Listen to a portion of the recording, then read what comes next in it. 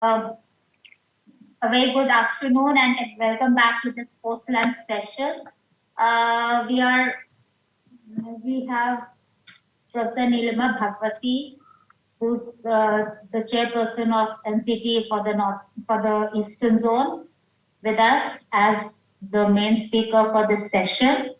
The session would be chaired by Professor Balaida Dakhar, who's from NERI, and she's there online, and all of us are there. So I think we can begin with a brief introduction for the speaker for today, Professor Nilima Bhagwati, and welcome to all the people on the dais and everyone who has joined us online, as well as all our participants at NERI. I would request Professor Balaida to now please start with introductions. Bala.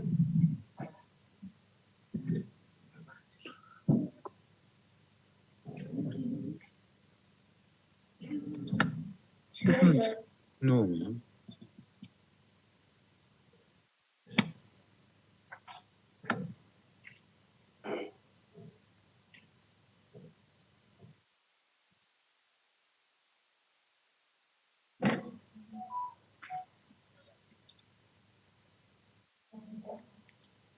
Yeah, she's there. No, ma'am. But yeah, now. Yeah. Professor Bala, we welcome you for chairing this session. Could you please begin by introducing Professor Bhagwati? Very good afternoon to one and all. So I welcome everyone to this session. Now I would like to introduce Nalini Bhagwati Madam. So she's emeritus professor from Gautam University, and she retired in 2015. She is a national awardee for contribution in the field of education and research. She's also a Commonwealth Fellow awardee in 2006, then a National Best Teacher Educator Award and CTEF Kerala chapters, Best Emeritus Teacher Educator Award in 2019. She has presented paper in the international level, which is a total number of 25. At the national level, she has presented a paper around 37 and has published publication in the journal around 32 papers. And she has also some major research projects, which she has completed 4 major projects. She has also PhD scholars, which has awarded the degree of PhD. That is 40 numbers of PhD scholars, and has been invited to as speakers to 6 countries. And she's also the director of the Asian region of Commonwealth Council for Educational Administration and Management. And she's also the International Secretary General at CTEF, and also the director of Education Support Society, Assam. Besides this, she's also the director of Student Wellness Society, again from the state of Assam, and chairperson of ERC NCTE, and also associated with NAC. She is also the executive member of Bharatiya Shikshan Mandal, and also an active member of Rashtra Sevika Samiti, an executive board member of Indira Gandhi National Center of Arts, Adolescents, and also parents counselor. She has completed around 3,500, as an adolescent and parents counselor, and also an adolescent learner counseling teacher training and a motivational speaker. So we welcome you, madam, to this post lunch session of this national conference. So we would like to invite you for your paper presentation. So your paper will be on sustainable mental health care of teachers, reflections in school education. So, madam, we welcome you once again to this session, and you can start your presentation. Thank you, ma'am.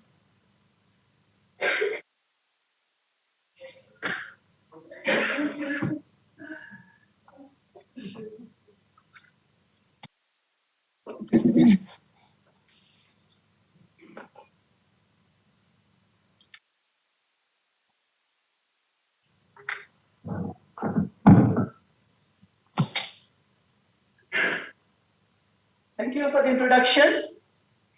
You just made it lengthy. Actually, after all, if I am to say, I am a teacher. Teaching is my passion. And I like to devote and give time in the field of, or say in the education sector. Anyway, we all are teachers and some are going to be teachers. I wish you all a very pleasant evening and a very fruitful national workshop. The wonderful person sitting over here on the dais, all of them very much known to me, and another section of wonderful people in front of me. So the area of my presentation has been already related to you, told to you, but I have gone through the agenda and I have seen that teacher and mental health, it has also been done in the earlier sessions. So I'll just try to, I have jotted down the points because it's a vast subject, a vast area. So I will touch how it has come, how I'll start with the concept which was prevalent earlier and how gradually it has come now. And now why we are thinking about the sustainability of mental health. Okay? At the time when we run to the doctor for physical ailment, right? Even if we headache, we go to the pharmacy and get it ourselves, with a self-prediction, prescription. But so if something goes wrong with the mental health, what happens? We ignore it. We ignore it, or rather we keep it at bay. But that keeps on accumulating into a vast problem later on, which a great chunk of people throughout the world, not only of this country, throughout the world, is yet to understand. So physical, obviously it is important. When we talk of social, we have to know the social skills, socializations. That is important. Emotional, which automatically comes into mental health. That is a very important part or aspect in us, and as well as the spiritual health. Spiritual health is now getting importance. But always we find that the physical health is on the top of the agenda, isn't it? We always find it top of the agenda. So we have to think, why is it that we are ignoring, or are we just lagging behind to know something about the mental health? Yes, we are. Practically, not only the people in the education sector or the people, say, who are working or the students, but it is for the entire population of the country, cross-section of the society. Because we deal with the cross-section of the society, and we find that we meet lots of people with different types of behavior, right? We meet lots of people reflecting personality which differs from one another. We just see them, observe them and keep it, but when you analyze it, then why they are showing some very aggressive behavior, some are showing very docile, sort of mind status of this, or why someone is bullying someone or accusing someone all the time, or why someone is brooding at home, right? We hardly give attention to it. I'll just give a reference to one of my clients. Like when I went, the mother, she ignored her problem for a pretty long time until she became an adolescent girl. The mother only told me that she talked about the myth, which we call, suffering from what is myth and all that. That's something that God is angry with her. Maybe she didn't perform some puja, she didn't do something maybe for that. She is sitting in a very pensive mood throughout the day. Then I caught hold of her. I said, ma'am, this is not your solution. This is not your solution. And after giving series of counseling to her, she was taken to the clinical psychiatrist first of all. She was taken over there, one of my friends, and it took time. It took time, but the girl is improving. The girl is improving. That is something which I told her mother that these are the things which you take very casually. You never report, you feel shy to speak to the others. So here, therefore, I'm just pulling the mental health that in our day-to-day life, we find ourselves in certain situations, and sometimes, if certain stress comes to us, we feel the indifferent attitude in us by ourselves. Maybe I'll be angry a little bit, maybe I'll be irritant, okay? Or maybe I would not like to talk, I'll go off and sleep. So certain amount of behavioral differences comes when we suffer in our mental health. So mental health is nothing you have already learned in all the other sessions. It is the balanced, positive mental status. I always call it in that balanced positive mental status that enables us to cope with what? Firstly, to cope with the stresses of life. The modern life has become so stressful, whether in the classroom, whether the teachers, whether at home, whether in the society. So, to coping, that coping mechanism, that coping skills, if we have a balanced mental health, that will help us to keep it balanced. And also we'll be able to understand our innate potentials, Sometimes we don't understand, we take it, but each and every student or each and every person has those inner potentials. So when we're in best state of mental health, we fail to understand, but when we are in happy mood, we're in good mood, when in understanding mood, etc., balanced mood, we can say that we can easily find out what is in us. What is in us, understanding ourselves. If there is any weakness, we can remove it.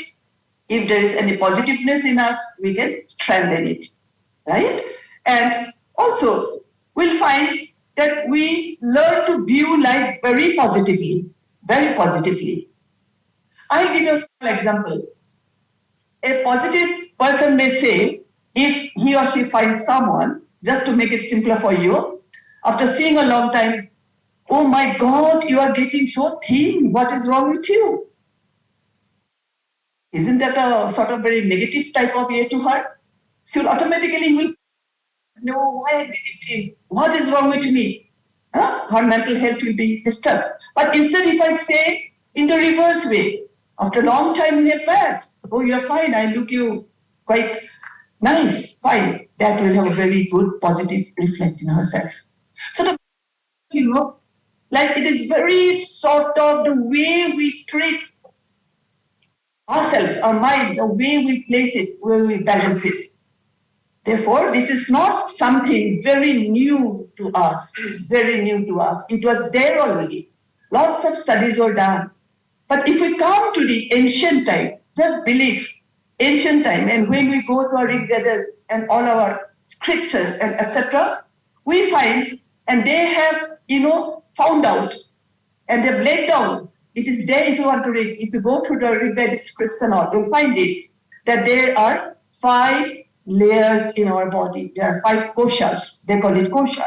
So These layers, they comprise the different level and how it works and what we have to do to keep them healthy and strong. Okay, this was said, and even in Gurukul system, which was prevalent earlier, even there these were followed.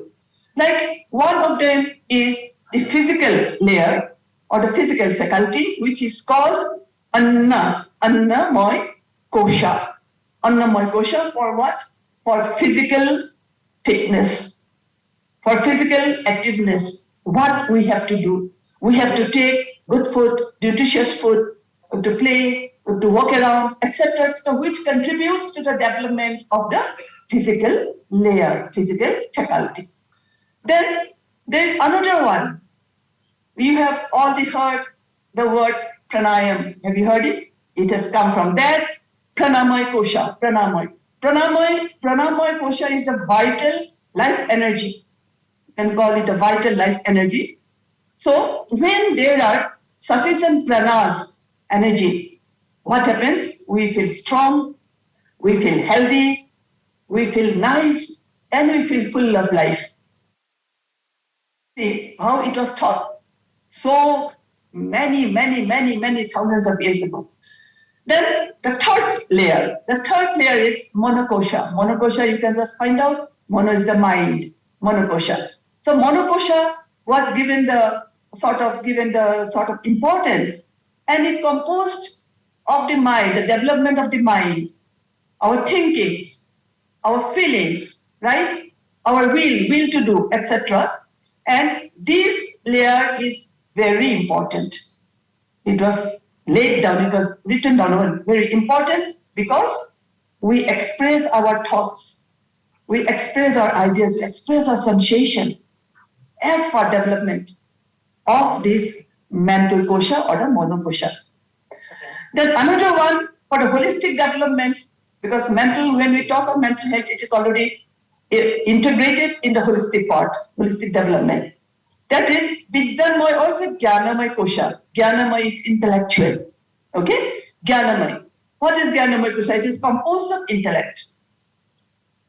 It represents intellect, the faculty which can discriminate,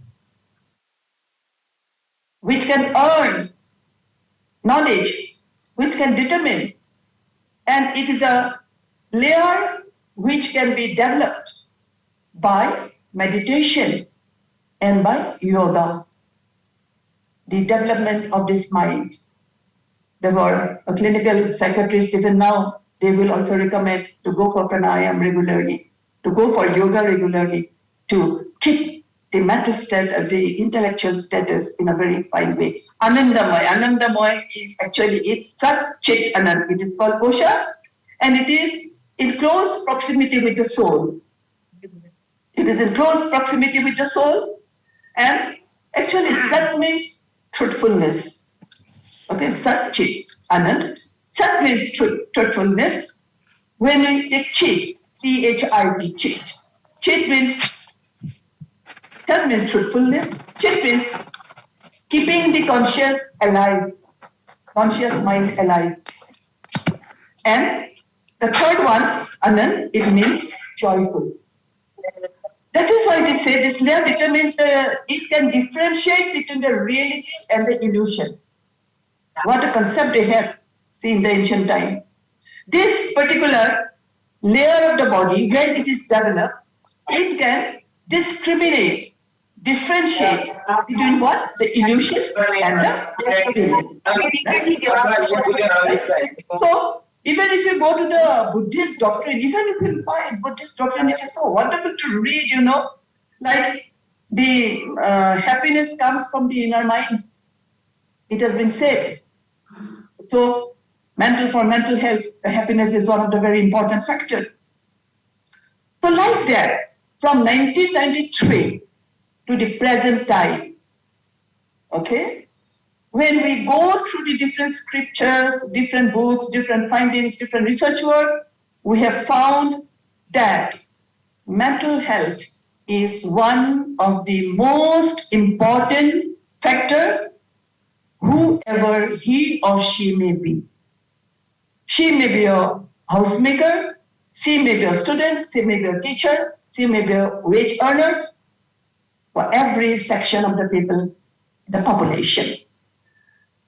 Therefore, we have to think now very seriously about the mental health, to keep it healthy, to keep it balanced, and to keep it sustainable. Not only that, I am a teacher, right?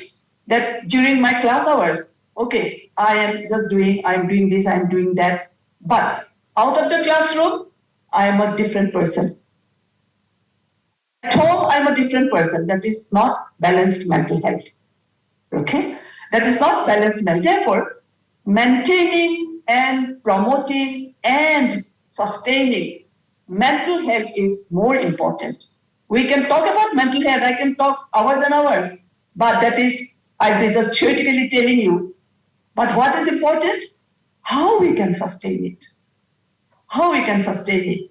And how we can keep it in the top of our agenda. Okay? Like till this, even Sigmund Freud, I think you have read, most of you must have read about it. He said, I have just quoted, there can be no health or sustainable development without mental health. It is Freud saying. Okay? And so like that, another one which I just found in a book long time back, I don't know who said it, I just quoted, I quote, mental health is not a destination. So well said. Mental health is not a destination, but a process. Okay? It is a process. It is about how you drive, not where you are going. How to drive, where you are going. The complete mental health, therefore, it is in you, it is in me, it is in everyone over here. Just like the mind, I can't pinpoint to you that my mind is here, my mind is here, my mind is at the back. No. It is the mind which is very powerful and how we control it. The mind, they can take us astray, the mind can take us to a good path also. It's how we are in a position to control it, to look to it. That is why it is so beautifully said, mental health is not a destination, but a process, right? It is about how you drive, not where you are going. Therefore, we find that mental health is important, and in any organization, whatever the organization is, the workforce is the biggest asset, isn't it?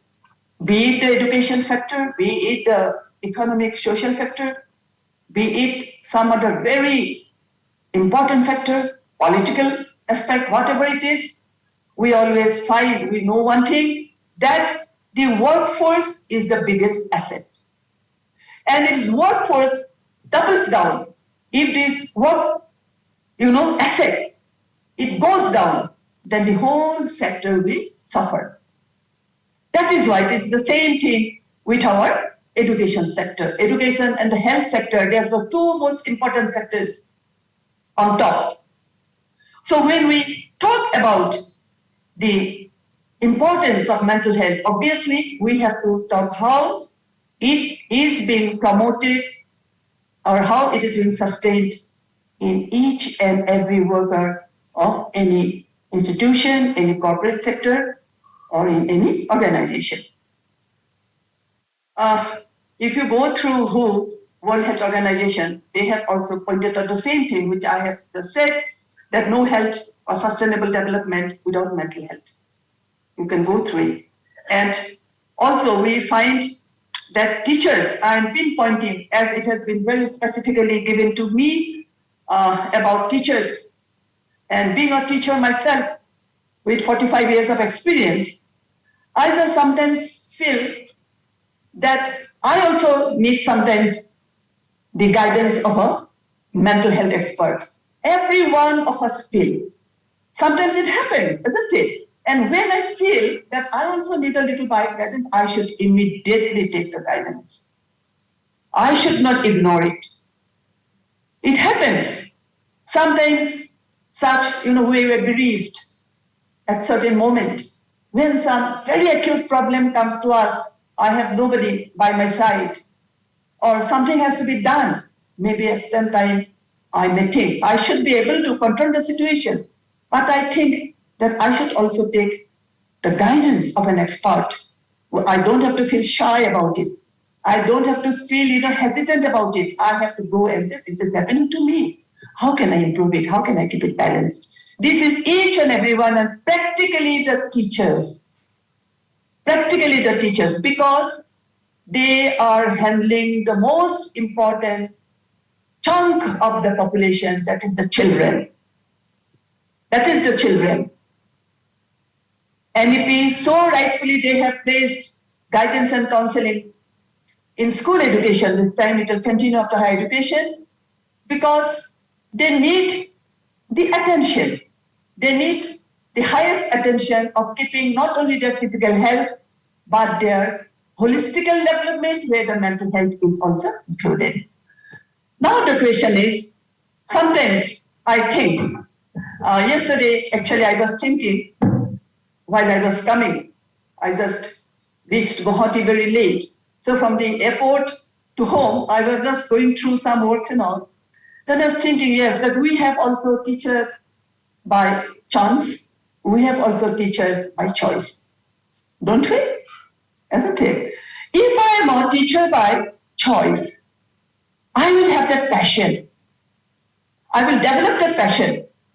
And that passion will help me to be with my children, to guide my children, to counsel my children. But for that, my mental health must come first. I will be able to see and address the mental health of my children if my mental health is okay, if my mental health is all right. Therefore, I have to, as a teacher, address myself first.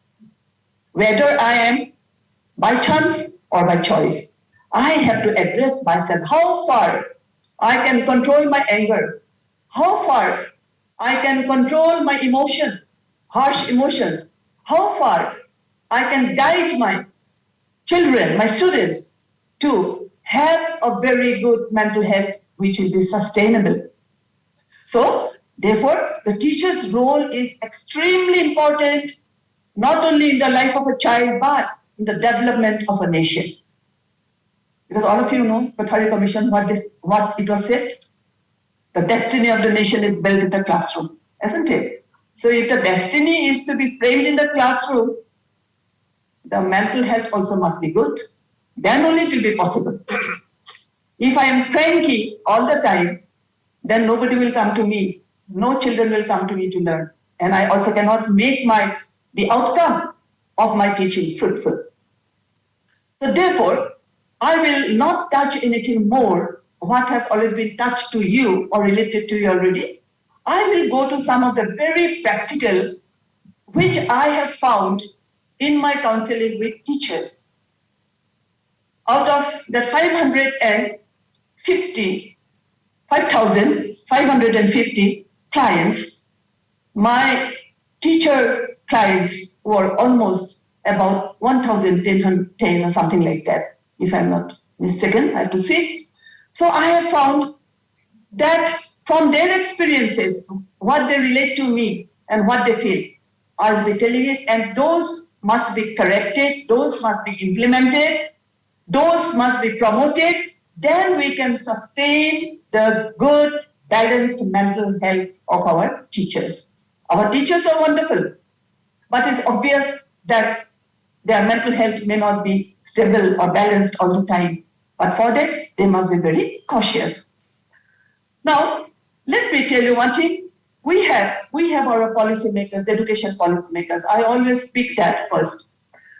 Now, the first priority, the policy makers, practically in the education field, they have to give acute importance on not teaching mental health directly, but the effects it has in the classroom. And for that, what kind of, you see, I'll use the word holistic now, holistic program can be made and train the teachers as well as train the mothers or train the parents at home. Okay? It must receive the prior first importance. When the mental health is good, everything is good. Right? Because it is in us. For physical health, I'll run to the doctor, he'll prescribe some medicine, I'll have it, I'll be well. Right? Social skill, of course, that is to be also developed, but since I'm doing. Let me come to the second one. The inclusive learners from what happens? From the diverse background, they come to the school. I'm dealing with school education. So somebody may come from a ground, family ground, where there is always family rift, where there is always abusing, where there is no compatibility between the parents and the children. We have that kind of children in our classroom. We have children who are very shy, who do not want to open their mouth, who do not want to speak up. Maybe something is wrong with them. We have children who are very abusive, or we call they are very bullying, like to bully the others. Okay? We have slow learners, or we have other problems which are often faced in the classroom. But the question is how we are training the teachers to deal with this diverse population in the classroom. Everything, I feel, maximum is kept in the papers. We have to take it very seriously.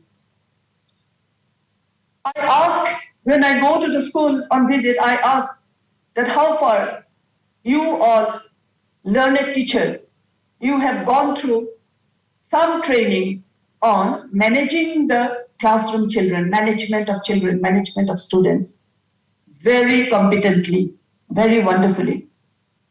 They said one or two or three will say, yes, we did it through online, or they will speak that somebody has come and spoke, but it is not taken with seriousness. You will see the inclusive class, if a child with hearing impaired, I'm just giving an instance because 5 of my PhD scholars, they all worked on, challenged children. And one or twice I went on occasion and I observed from outside that they are neglected. They are neglected. They are ignored to some extent because the teacher has no sort of knowledge how to handle them. We don't have the provision of teacher, special educators in most of our schools. That is a great lacuna we are having. We don't have any special educators how to handle them and put her or him in the classroom situation along with the teachers for the general education. So this is one of the area which will help them at the very beginning of the service. And it should go on from time to time, not it is done once, then the chapter is closed. It should be given the training or how to handle the diverse students in the classroom. That should go similarly as the teachers. They also need orientation in mental health from time to time, not say after 2 years, after 3 years like that. You have to keep on upgrading them. Then only you can think about the sustainability. You just feel the experience. What are the experiences after going through certain courses, how they feel? There should be somebody to monitor it. So those kind of, provisions we should have when we think of teachers practically in considering to the holistic development, where the mental health is also considered, holistic development of our children. This must be done. Otherwise, the teacher will be nowhere with very limited knowledge and our children will be the sufferers. Okay? Let me come to another very important point. That is, the problems have roots in the development process of children. Most of the problems, they have their roots in the development process and also in the present context. Okay? Now the question is, the problems which I already mentioned, I will not repeat it again, already mentioned, like the family, like the society, okay, like the school, there are already problems. And the development stage also, there are problems. So the teachers, while we are going to train them up, this aspect must be considered. Teacher must know, fully know, understand what are the problems which comes up, right, in the development process and how they are to be handled, how they are to be treated. Similarly, in the present context, what may happen or what is happening, how the problem has cropped up. So we have to be very, very sort of meticulous when we frame the program for teachers orientation, teachers training, teachers workshop in mental health, practically in these areas. Now, sometimes what happens also, we find some children, they have aspirations in life, but there is no one to guide. Since in our schools, we don't have that kind of provision to tackle their aspirations, what they want to be. Thanks God that our national education policy has given the multidisciplinary curriculum from where there will be no sort of compartmentalization of the subjects where the children can select their own very dear or interested subject. Okay, like somebody in music will go for music. If like psychology, will go for psychology. If like interested in mathematics, will go for mathematics. The choice is own. So therefore, we find maximum children, they find this crisis in their life, educational crisis. What to do, how to do, where to go. The teachers or the subject expert or the career counselor, whatever, the policy makers should also give a place to them in the mental health program. They should also find a place, important place in the mental health program which are being carried out in the schools and for the teachers. Therefore, we find that with the modern age, with the coming up of modern gadgets, with the coming up of different media issues, right? With the coming up of certain problems in the society, you will find that there are some issues which directly, goes to the mental health deterioration of our students. Okay? If too much of suicide cases which are happening, if you open the page or it is shown, our media, e-media is very, sort of famous for showing that one simple negative thing, they will just show with a red arrow all the time. And that has very bad repercussion, negative repercussion in the mind of children. Destroys the mental health, damages the mental health. So all these things should be included. These people also needs to be taken care of. That what is suitable for the children, what is not suitable for the children. This I don't know. I take it very seriously because I have seen most of the children, they are glued to the TV for the day. Okay? If the mother is very busy or if the mother keeps outside, they take the chance on the more. And what they see, that also I don't know, you also don't know, and the mother also don't know. So, all these things, it is not only the mind, all these factors should come together when we think about the holistic. Therefore, mental health is considered to be what? It is declared as an essential component of overall well-being, overall human well-being.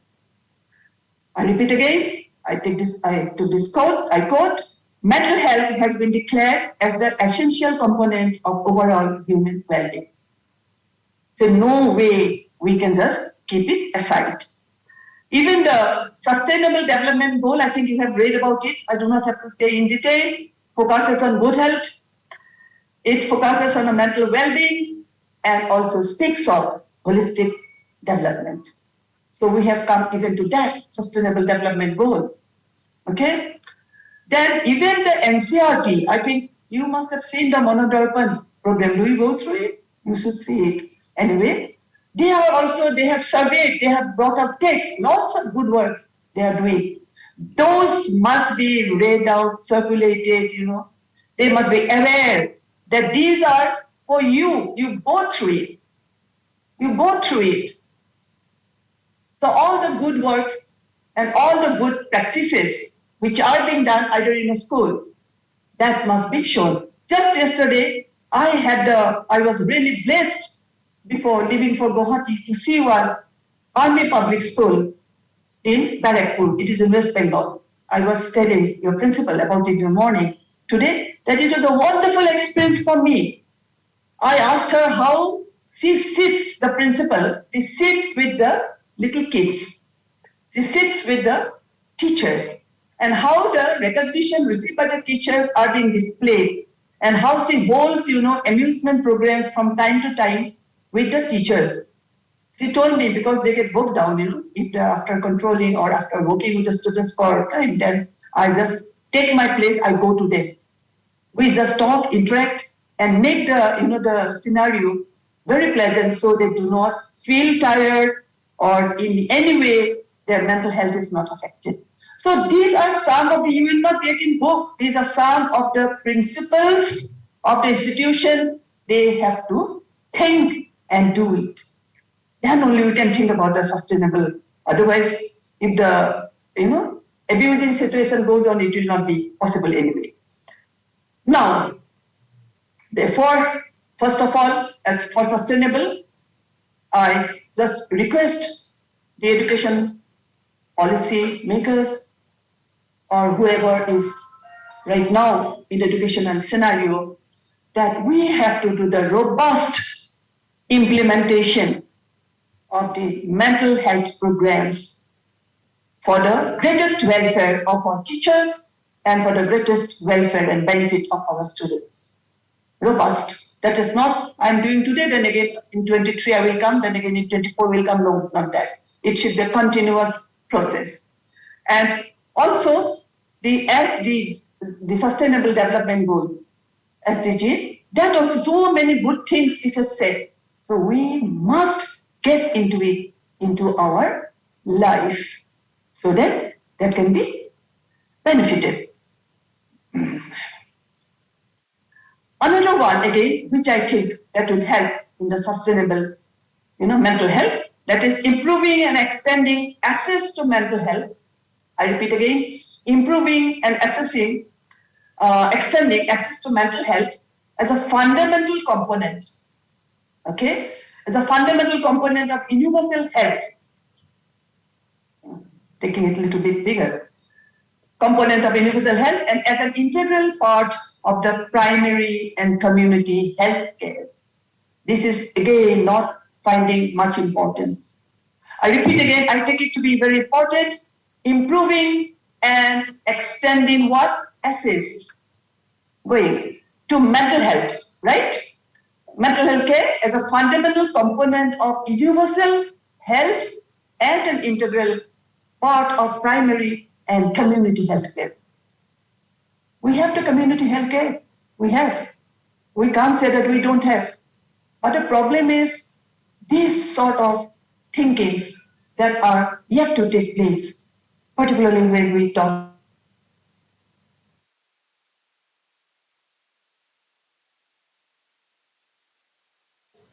of teacher, the sustainability of teachers in a school, then one thing we have to be very careful that the age of the students should be taken into consideration for the mental health promotion and sustainability, particularly for mental health promotion. Right? How? In the NEP, it is wonderfully laying down that the first 5 years, foundation stage, that will be to tell you what? The mental health, how the mental health will be. I will tell you a small instance. You must have seen small child of 3 years, when they come to school, they start wailing, they start crying, right? They start, because what? The separation anxiety takes place. They got separated from the parents and coming first to school. So that kind of, separation anxiety must be addressed by the teacher, particularly. And how they can socialize them with one and another. It is not that, I like the principle when she said in the lunchtime, that there is not only one community, I will sit us together, I will talk with them. No. The socialization skill must go to each and everyone. Let me meet the student coming from another strata of the society. Let my school children meet another strata which is coming from another society, from the down society. Okay? That will give them to understand. They will understand. That is why we have to see that when the teacher deals in these 4 specific stores, foundation, then middle, then say the preparatory, then say the middle, then say the secondary stage, the mental health may sometimes show in different manner. And the teacher must be ready to deal and address those problems. Take the guidance and counseling into it. Then comes the role of guidance and counseling into it, right? You must have seen the picture 3 Idiots. Have you seen? If not, please see it. You have seen how the teacher had changed a particular person, Amir Khan, how he was changed, right?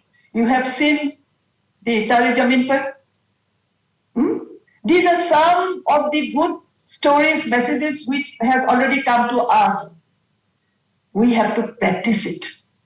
We have to practice it and let our teachers practice it in the classroom and outside the classroom. Not only inside the classroom, outside also. She must be sort of very, very careful that no factor can sort of damage the mental health. So she must be always allowed for that. Another one, I will not talk many, but few only. That is the mental health workshops. Yes, we have a number of mental health workshops. Even our NCERT is doing, right? We have interactive meets. Lots of COVID time, during the COVID 2021, lots of online programs were there, and some of the mental health programs were also conducted by the organizations in the different capacities. But the question is, the outcome of the workshop or any meet is important. Teachers attend a particular workshop on mental health. There should be proper monitoring mechanism in the school under the leadership of the principal. That what is the difference? Has there any difference after the workshop? Is there any difference of what he has seen before the workshop? And is there any difference after the workshop? Then again, after 3 or 4 months, again, where he or she will go for another interactive meet or another orientation program, and again that should be assessed. How is her treatment inside and outside the classroom, and how is she behaving herself? It is just a matter of, I think, yes, in the beginning of the year. It was in Guwahati city itself, and it's a school, not government school, private school. I went, and as I crossed the room, I heard them telling a girl, a small girl, around 8 or 9 years old, that you are not fit to come to class. Don't come to my class. I called that because I'm quite bold enough to call whoever, do some injustice to the children. I called her. She said, no, she's very annoying. What is your role then? Why are you teaching? Why are you coming to the school? What is your job? Is your job to take the salary only? If it is that, you can go to any place and work and get a wage, daily wage. Straight up, I told her that. And she said, sorry, what I should do, it comes frequently into my mind. I called her, and that particular teacher, she came for 7 or 8 sessions into me. Now she is improving. I won't say I have to see her whether she is improving tremendously or not. Maybe not tremendously, but improving as I have heard from the school. So these are some of the things we have to also observe and see. It is not that after spending so much of money and time that we send them from the school to the workshops, to the interactive meets, to the orientation courses, and the outcome is zero. No, that cannot happen. That cannot happen with the students. So we have to be very careful and also observe the behavior under the leadership of the school principal, and the stakeholders also must come forward for this to address. And as you know, I think if you have gone through very nicely the NEP, the teachers, it is said the in-service teachers must have 50 hours of annual training, right? And now the problem came, why 50 hours? Such a historic NEP which has come in front of us, and 50 hours is nothing annually. We spend more time in watching movies, meaningless movies. So I told her that what is the problem with you for 50 hours? No, I have to work. Then you do that work, then don't be a teacher. That is my straight answer. Then what I can give for that? So during these 50 hours, so many on mental health, even online, they can go for. They can go for courses. So much of knowledge is available. in this digital age, there is not at all a problem. So these 50 hours must be utilized, and it will be done, and we who are in the education sector, we have to see to it that it is being done. It is being done nicely. Now, and teachers actually, you know what happens, unless and until you show them also the part that you can do this, you can do that, they will not take the responsibility themselves. Some teachers, I'm not generalizing, some. So therefore, it is the leaders, school leaders also responsibility to go and to approach them and say that I think you can go for this is very beneficial for you, and take it. Then, yes. Now, we call the school principal what? Is the main person, right? The leader. And what does the leader do? The leader leads. And what do the students and the teachers do? They follow. Okay? So the best practices done by the leader of the schools must be followed by the teachers. This is very important. Like so many things you can like interact, meet, just every Saturday or say twice a week. Let the principal conduct a meeting, not formal meeting, with very sort of serious faces. Like sit down and discuss. Let them talk. Let them open their mind. Let them say anything they have in mind to express to the EA that this will be good for the school, that will be good for the school. Okay? So like that, what can they do? The school can leader can give recognition to the teachers.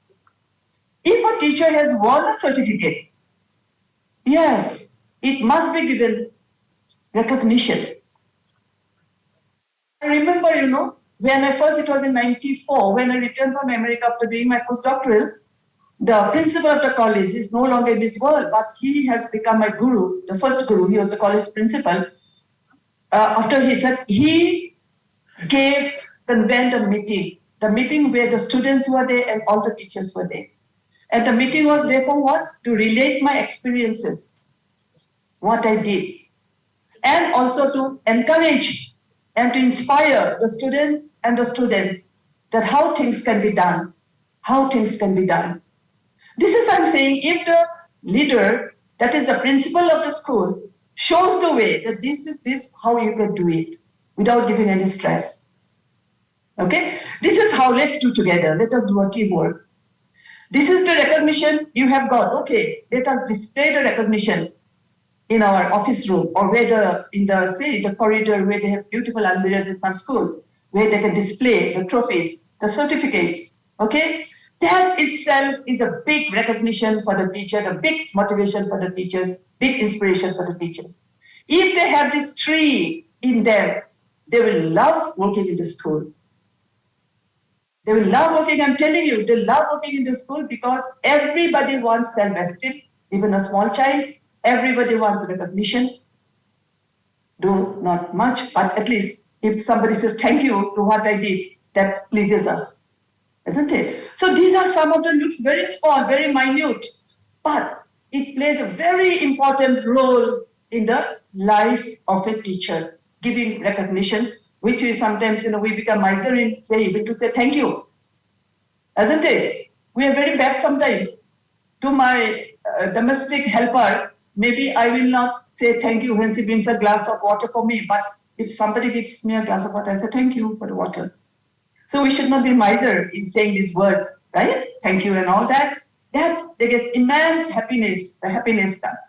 Next comes the capacity building. You know what is capacity building? This is the most important part of mental health sustainability. Capacity building. They have the capacity. Every teacher has the capacity. Okay? There may be negative capacity which must be gradually kept aside, and positive capacity that must be encouraged. Retractive inhibition, that is in psychology, we have it. Encourage them, inspire them. Right? And build the capacity which they can do. Build the capacity of guiding the students. Build the capacity of mentoring the students. Build the capacity of, interacting with the students. And also build the capacity of what? Identifying the problems of the students. right? Identifying the problems. They may have lots of problems, I said at the beginning. How they are to be identified. Let some expert come to the school and let our teachers, our learned teachers, let them also learn, develop those capacities. So wonderfully, if we do our part, they will also do their part. It is always reciprocal. It is always reciprocal. If you love, somebody will love you. If you show respect, somebody will respect you. So it is the same. So we should be very much concerned about them. Another very important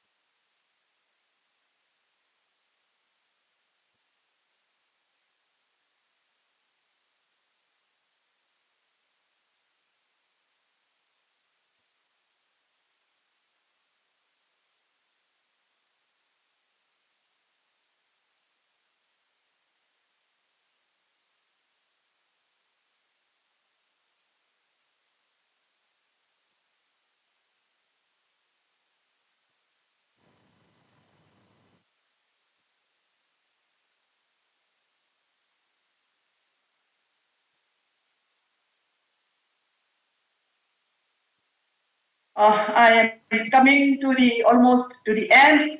Under the one, you will find it because the position paper which was framed, Shivaji's day, he was also in our team. That is, it's already the NCF, must have gone from NCF also. I haven't inquired.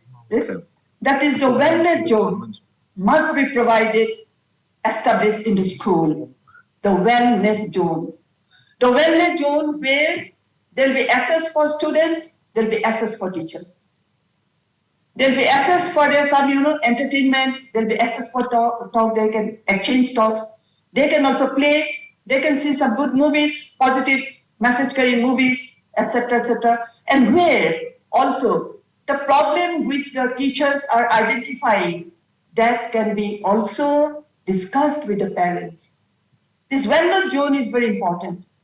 We have guidance and guidance bureau, guidance and consent bureau in almost all the colleges I have seen in Guwahati, practically in Assam. But I don't know what kind of is given. But the thing is, this is important, the wellness zone. And equally, what is important is told our meeting, meeting when we had series of meetings in framing the position paper. A very good suggestion was given by someone that the mission and vision of any educational institution must reflect the promotion of mental health, sustainability of mental health of the teachers, and holistic development. These must find place in the school mission. If it gets its place in the school mission, then the importance will be received. This is something a very good suggestion was given, which we have already included. Now, we know that every parent, when they send children to the school, they want that the environment must be protective, it must be safe, right? Similarly, even for the teachers, we need that must be a safe and good and congenial with positive academic climate environment. Okay, where there is no fear of the students for the teachers. If there is fear or if there is panicky, then the whole situation will become again, what you say, topsy-turvy. The mental will be, damaged. And coming to the government policy to be adopted, that is already been given. I have heard there are some government is also in the process that no extra work to be burdened on the teachers. The main mission is to do what? Okay, right now what is happening? The teachers we have, primary schools, one teacher. Lots of primary schools in the Morrigaon district. We have a school, many schools like that. We have teachers too. We have teachers who have no pedagogic knowledge. They have been picked up from somewhere. So there's a very chaotic situation, not only in some schools only. Now the question is that teachers, if they are given too much of burden, abstaining from the classes from school, then it also gives them tremendous pressure. Tremendous pressure. I have found teachers who has to go to the bank also to withdraw the money, keeping aside the, during the relief time, it is our duty. We have to do that national, works when it comes. But some works that can be taken away, which will give relief and give some space to the teachers to do amount of meditation to the amount of yoga for their holistic development of the teachers also, not only the children. So these we have to keep it in mind. Now yoga meditation, it has become very popular outside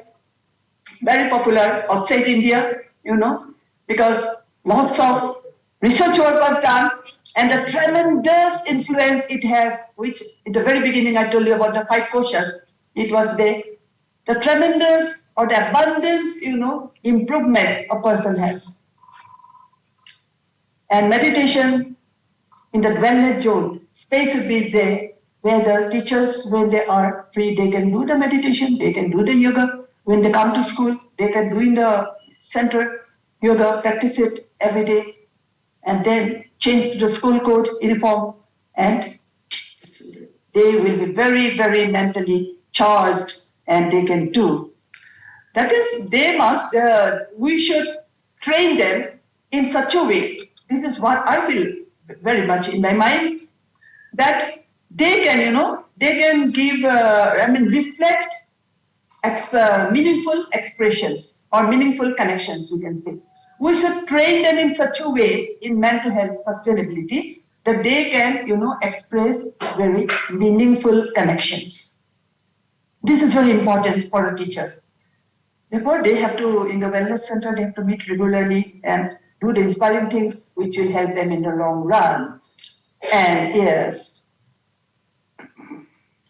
this I said, but I am telling again, because I told you, if I feel sometimes one of my friend is a clinical psychiatrist, so I don't feel shy. I don't feel shy to go to her. Then I'm feeling a little bit of stress. So what to do is just guide me. So for you to sustainability of very balanced, good mental health, don't hesitate to take the guidance for sustainability, right? You meet her, she will not prescribe you any medicine, but she will prescribe you the ways you can control some of the undesirable thoughts which comes to your mind, some of the undesirable behavior which you show publicly, to control your emotions. Lots of ways are there. So this is very important for us. And they have to also, teacher can, and in this way, if we take the guidance or if we take any sort of courses, we can prevent mental health issues of the children right from the developmental stage.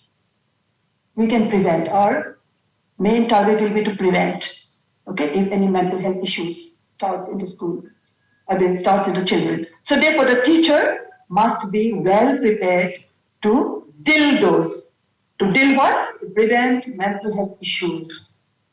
Straight on. Our aim is not to give lectures on mental health when a client comes, but to touch the point out what is the problem and try to remedy. So these two important, that is addressing, identifying and addressing, these are the very important insights, important insights for which we can definitely, obviously feel that the teachers can maintain good mental health and also sustain their mental health. And in this way, they have to do it because there is no other option, there is no other way. Since they are teachers, they must have very sound mental health, along with the physical, along with the social, along with the spiritual, along with mental, right? So these are some of the, but please give attention to it. You see, as much as good courses on mental health, your NCERT is in front of you. I'm just giving you the clue, the easiest access you can have. Click your mouse and see where some courses are going on. Go to those courses. At least you can upgrade, you can learn. Right? So therefore, I just want to end up that we have to think, though I have come to I have not, maybe if you say about me, just let me say, I don't want to wind up. I don't know, I had a very keen desire to be an administrative officer. I don't know how I picked it up in life, in childhood. I don't know who also influenced me in that. When I did my school from St. Mary's here in Shillong and did my, pre-university, that time it was called pre-university. And this is the last part, that's why I'm saying. I wanted to take English major, but my father said that I think you should not take English major, you go for education major. I said, why? So there is an option for you to become a very good teacher. I said, is it? So I could not disrespect my father's words. Okay, fine, I will try it for 3 months. If I like it, I will do it. Believe me, that was the turning point in my life, and I became a teacher, and this is the most greatest gift God has given me. I always tell everyone that I became a teacher. Teacher has so much of power in them, not only to transform, to bring a difference in the life of children, but to transform the entire world. But for that, they must be physically fit, they must be mentally fit, they must be socially fit, aesthetically fit, and they must be spiritually fit, and must always reflect good mental health.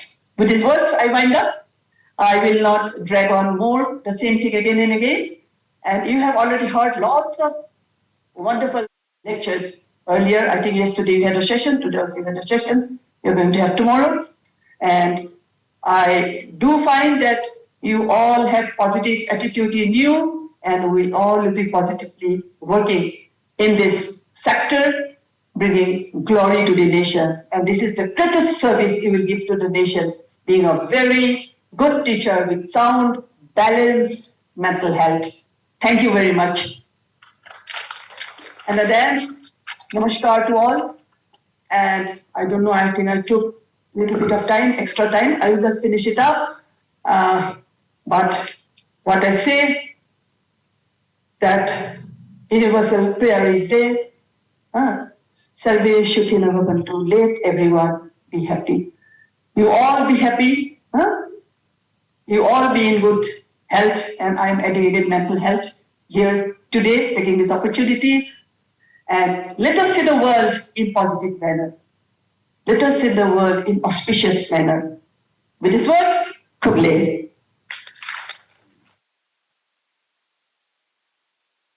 It's finished. I can just stay.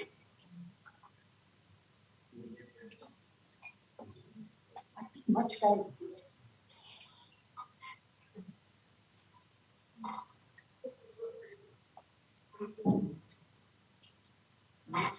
Thank you so much. Thank you so much, Madam, for your enriching talk on the topic, Sustainable Mental Health Care for Teachers, Reflections in School Education. Madam, you have touched upon the importance of mental health care of teachers, and also on the need to understand teachers' mental health. Madam has also highlighted on the coping mechanism and the coping skills on how to handle our stressful lifestyle at present. So everything is in the mind. That is one of the takeaway from Professor Nilima Madam presentation. So thank you, Madam, for reminding us all on the importance of mental health for sustainable development. So thank you once again, Madam. Moving on with the program. So now we have 4 presenters for sharing of best practices for promoting mental health in schools. We have with us Brother Solomon Morris. He is the principal of St. Edmund School, Shillong. Then we have Miss Mrs. Gracefulness Tent. He's the principal of Diet Nongstoy. And we have Mr. Rajiv Lalu. He is the assistant lecturer, Lady Keen Higher Secondary School. And we have Miss Pallavi from JNV Namsai, Arunachal Pradesh. So 2 will be joining online and 2 offline. So now I request Brother Solomon Morris, the principal of St. Edmund School, Shillong, kindly come to the dais.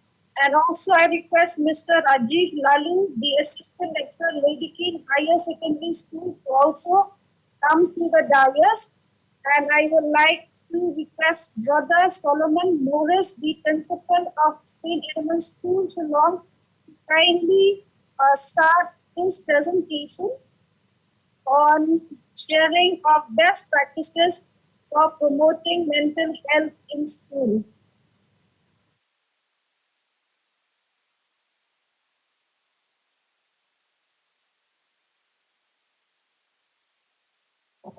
I would like to thank Neri for giving me this opportunity to share some of my ideas, opinions, and the practices that we have been following in St. Edmund School to tackle this mental health issues. So let me start by giving you a story which happened about 3 months ago. So there was a boy who actually, one of the teachers came to me and said that, look, brother, we've tried everything. This boy is not improving. He's aggressive in class. He just goes across, in class 8 actually. He just goes across and he whacks somebody. And we tried everything. We went to the counselor, we went to everybody. Nothing is happening. Can you do something about it? So I said, okay, let me see what I can do. So I got the boy, told him to come and meet me. We sat together and I asked him a few questions. Where are you coming from? I mean, the house. And I found out, to make it very short, I found out that this child, he was staying with his aunt. So I asked him, staying with your aunt, where's your mother? Mother is in some other part of Shillong. Where's your father? Father is some other part. He said, how come you're staying with the aunt? He said, no, my other brother is staying with my father. My other sister is staying with my mother. And I said, how come you're staying with your aunt? The aunt, actually, she has no children, so I've been asked to stay with her. So I said, oh, okay, so that's the arrangement. But your mother and father, are they okay? He said, yes, they're absolutely okay. We meet once a week and all that. So then I said to myself, okay, tell me something about yourself. What time do you get up? He said, I get up at 5 o'clock. 5 o'clock? You should be sleeping. He said, no, I get up at 5 o'clock because I have to cook. You have to cook? What's your aunt doing? He said, my aunt is sleeping. Okay, so you cook. I said, wow, that's good. And then, do you cook in the evening also? Yeah, he said, sometimes. So I told him, I said, I admire you that you are able to get up so early and cook for yourself and for your aunt. It's fantastic. And I saw a little smile on his face. This is probably the first time he probably got appreciation from somebody for something that he was doing and nobody knew that he was doing. And then I told him, I said, I didn't even raise the issue that he was aggressive in class. I never said anything. I didn't even tell him that the teachers told me about you. Nothing. So I said, look, I really admire you. The rest of all the other children are basically sitting and waiting for the breakfast to come to the table. But as you get up, hats off to you, he said, So I really I appreciate. And I told him, I said, look, so that's it. And I told him, I said, now you go and try to look after yourself and behave yourself in class. That's it.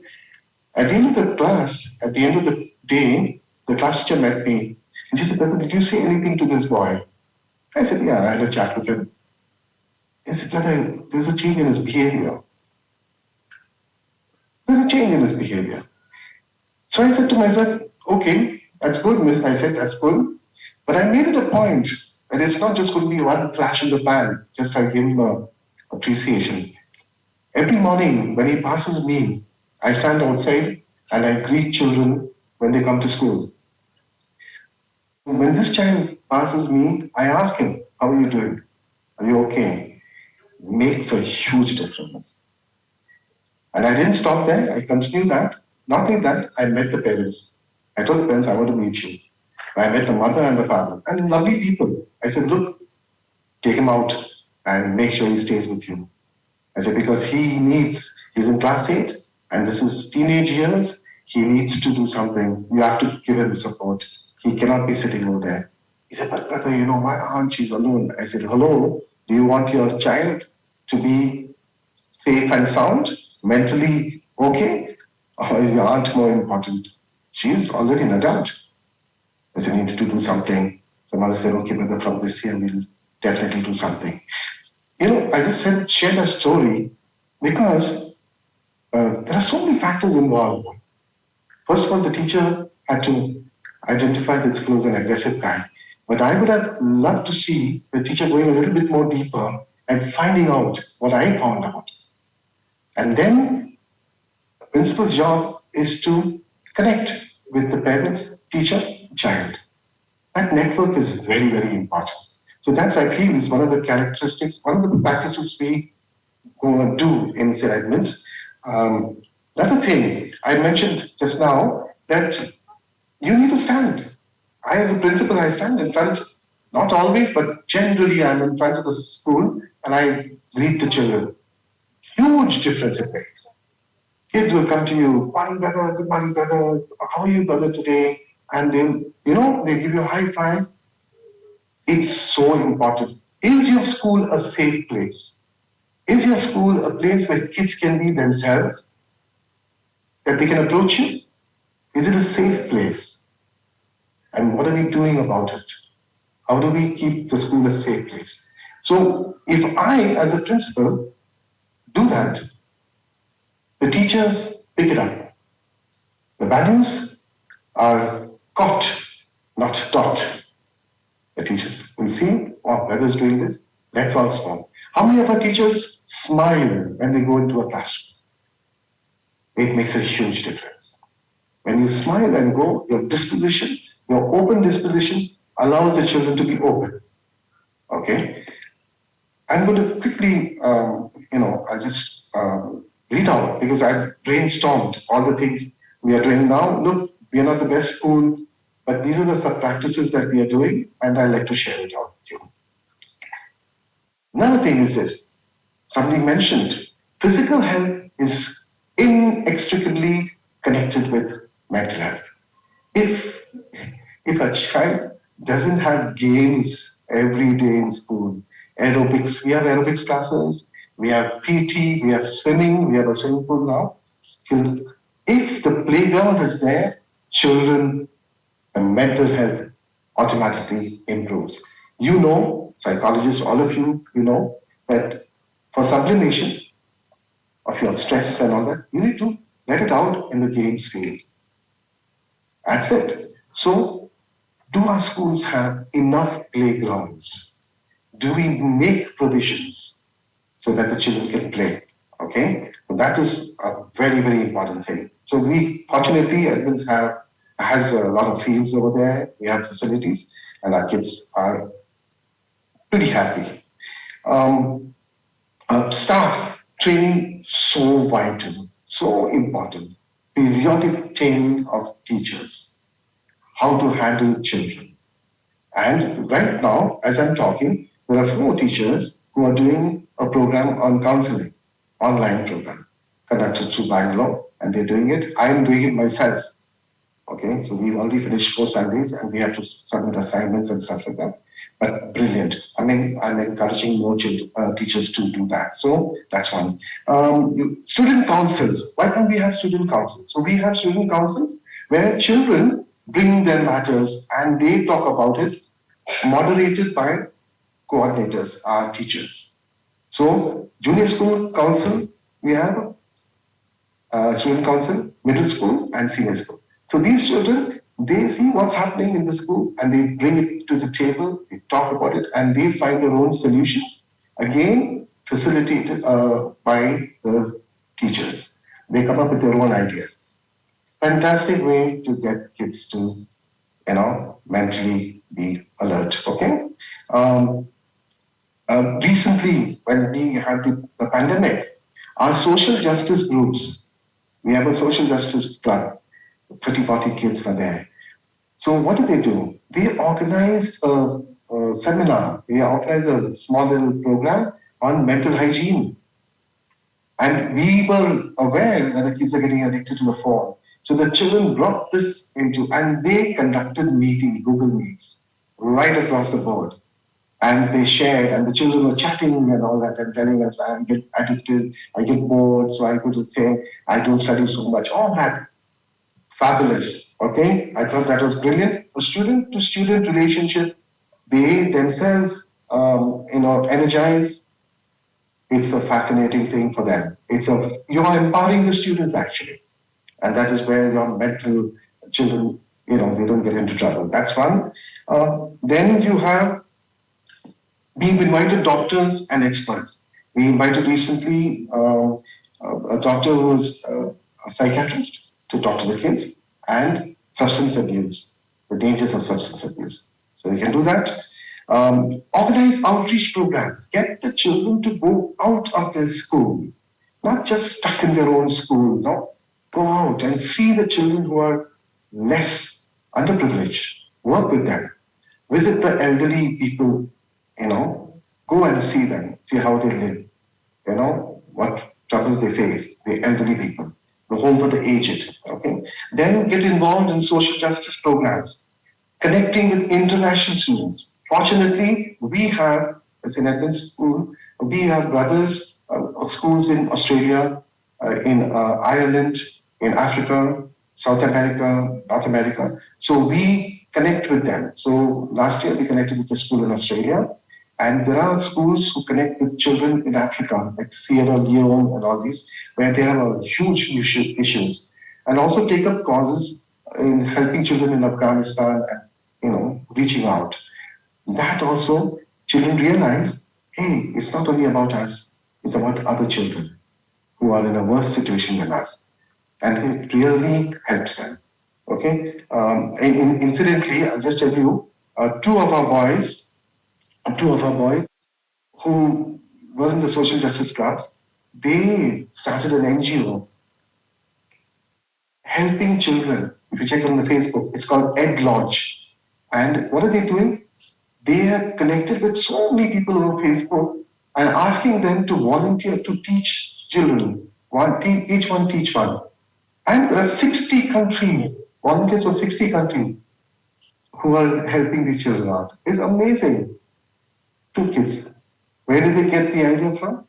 Yes. So, and more children want to follow that. Okay. Then you have, and then I tell you one more thing here. Teachers, simple thing like this, no? I keep reminding the teachers, no? Do not discuss children in the staff room.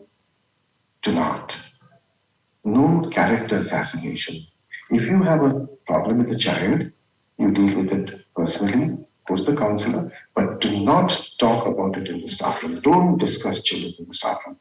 In connection with that, one more practice, I keep telling the teachers, look, teachers, when you on a child's performance, comment on the child's work, not him.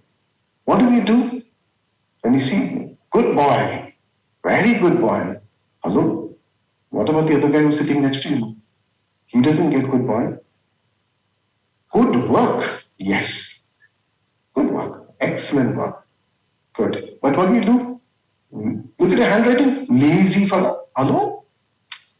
Don't say lazy fellow, say your work is not up to the mark. No? So watch what we say. We have to constantly keep training the children, our teachers. Another thing is also when teachers sometimes, when I remember going to a class and I was talking to a teacher and the teacher said, Brother, this boy, he's so, lazy. And he was talking to me and when the kid is listening to this, I said, listen, stop over here. Don't talk about the child. No, he is listening. Even if he was not listening, don't talk about the child. No, that's important. Okay, so we need to constantly train our teachers on the ethics.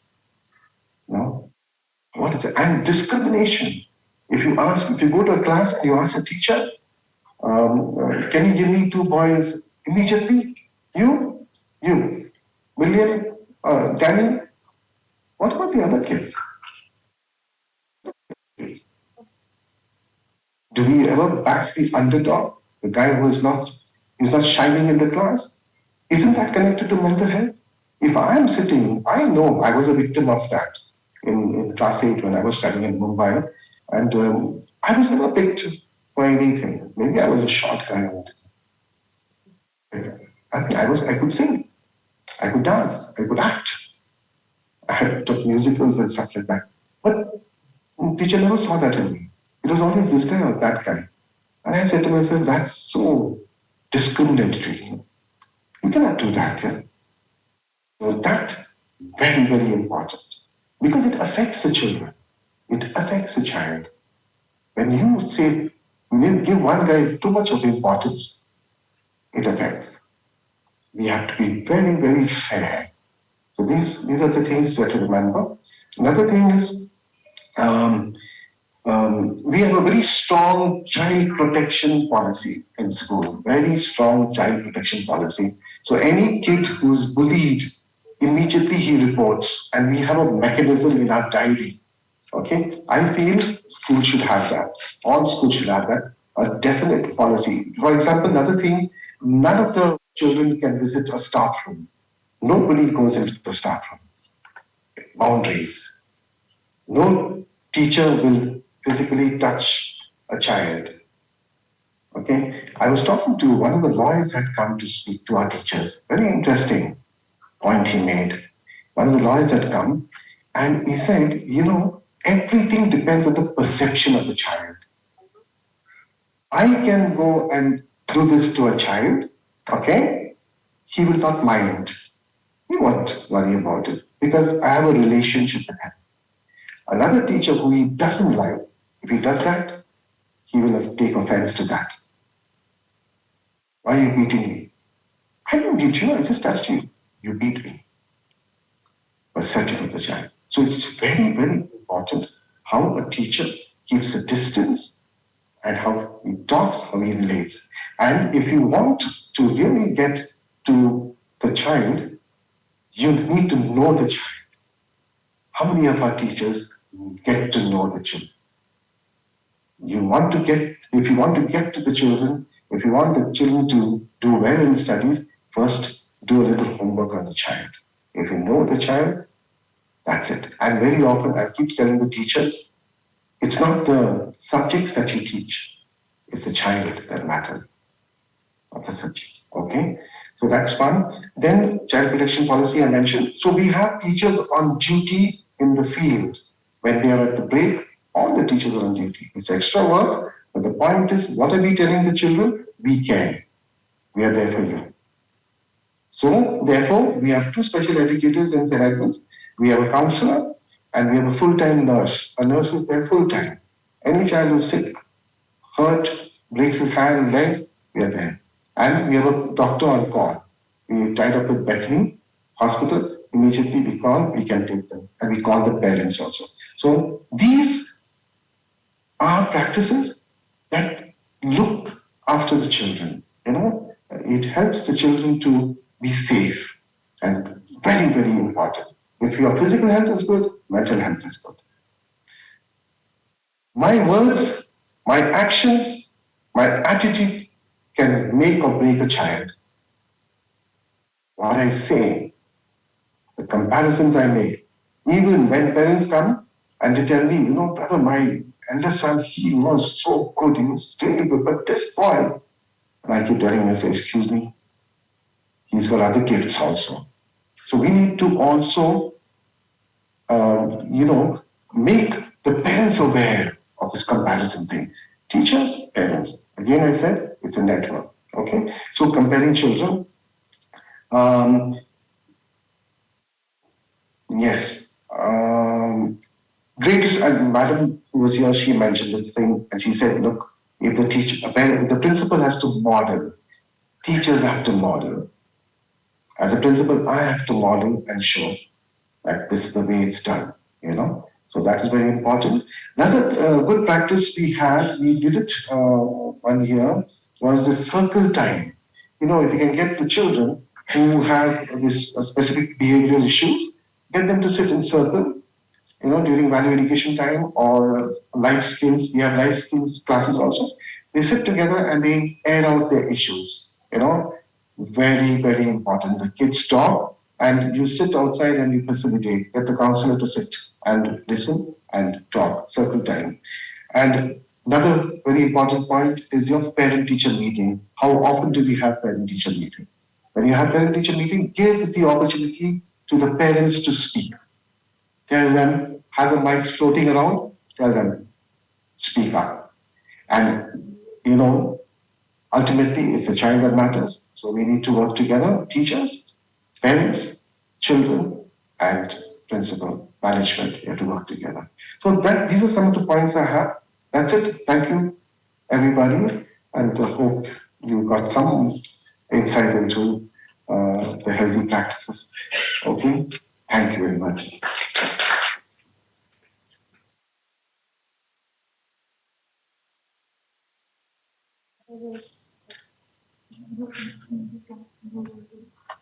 Okay. Thank you very much for the model. Some of the things that you said really resonated with me also, because I am also one of those whom the teacher used to think is dumb.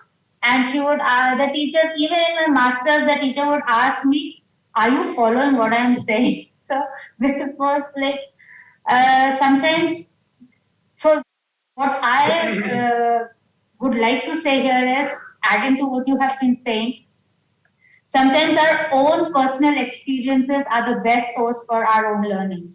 So I make it a point to say in my class that someone who does not speak in class is not necessarily dumb. They are a different kind of people. Okay, so it's not necessary that someone who's always talking is the smartest and someone who's not speaking in class is the dumbest. It's just a stereotype. Well, but yes, it helps us to reflect on our practices. It helps us to reflect on our practices when we have reflected on our own experiences. So thank you very much, brother, for sharing some of the very good things that are being done in your school. And I hope the other people who are with us connected virtually will also get some ideas to make school a better place for all children, a happier place for all children. With that, I think I would like to request Ms. Gracefulness 10, who has joined us virtually to share her experiences. Ms. Gracefulness is the principal of Diet Nongstoy in Meghalaya.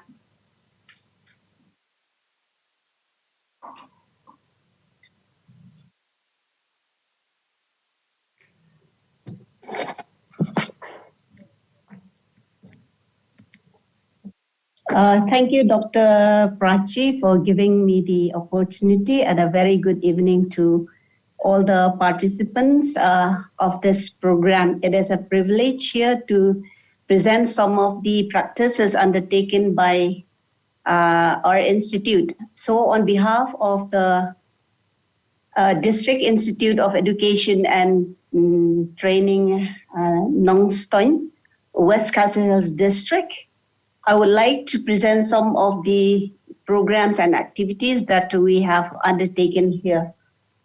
The rationale behind these programs, which we are piloting now, are number one, it's because of the physical and mental health concerns that have been addressed by the National Education Policy 2020.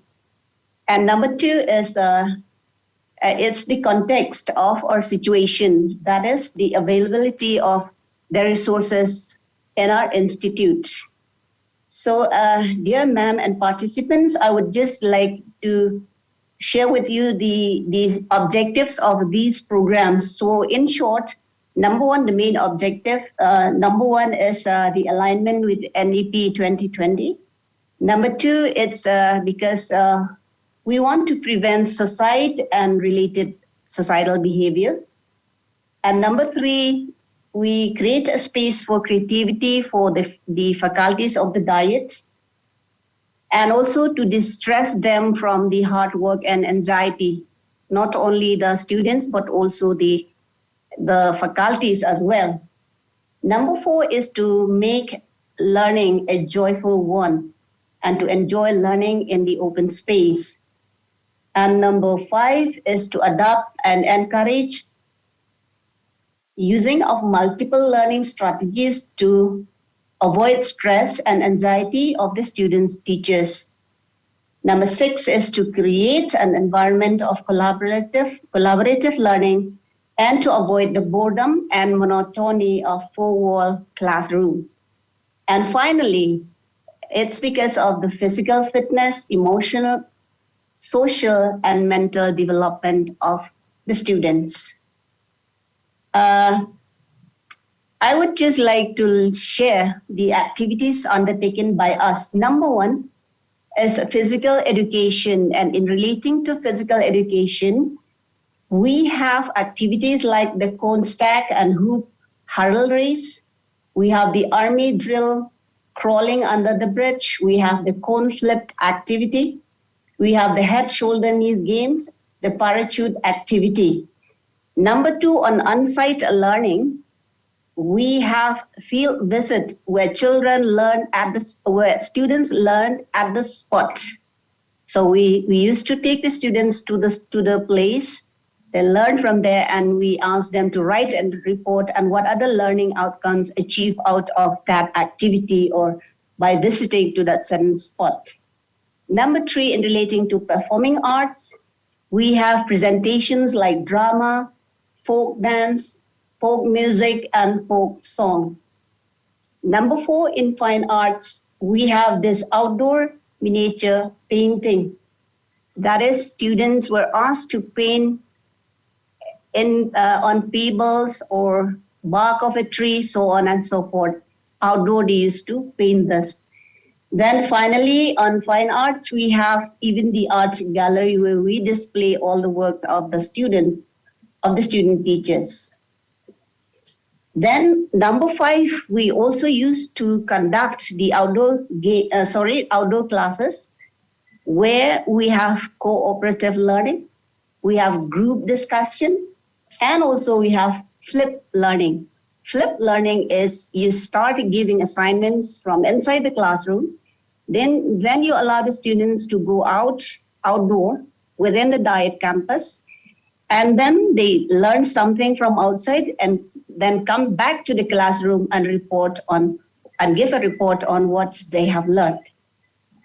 Then we also have this outdoor, number six is the outdoor studying hub. In the outdoor studying hub, it is related to library work. Instead of making the students read inside the library, we create or we have made a space just outside adjacent to the library, an outdoor learning hub where we place table and chairs for students to read outside or to study outside. Then, number 7, we also have the competitive kitchen gardening, where we divided the student teachers into 4 houses, and each house is assigned with a plot of land for doing kitchen garden or experiential learning. And then at the end of the session or the season, we assess the students' performance based on the kitchen garden work. Number 8, we also have the compound maintenance under different houses again, just like the competitive kitchen gardening. Finally, our diet has also adopted the zero period, ZERO PERIOD. What is a zero period? The zero period is on Wednesday, every Wednesday, we have the zero period where we allow students to excel based on the skills and capabilities. During this period, we allow students to do story writing competition, poetry writing competition. And as a result of this, our diet has published 2 books out of the works of the students.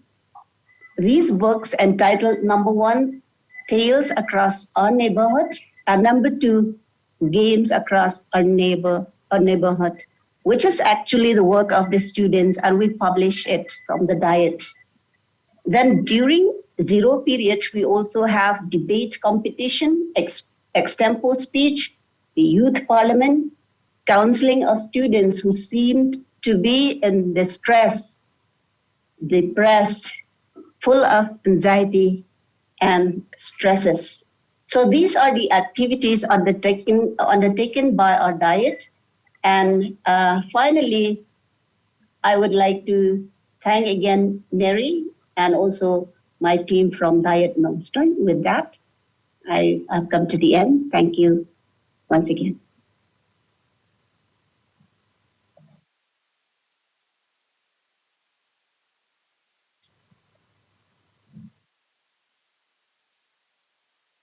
That Grace has been doing a lot of innovative work, not only for mental health, but for other things also, like especially for early childhood care and education. I hope this, whatever she shared with us, some of it can be tried out by you also in your workplace. With that, I think I will now invite Mr. Rajiv Lalu to share what they have done in their school. He's an assistant lecturer in Lady Keane Higher Secondary School. The idea of this session was to get a mix of best practices from different school systems. So Mr. Lalu is representing the state board and goes.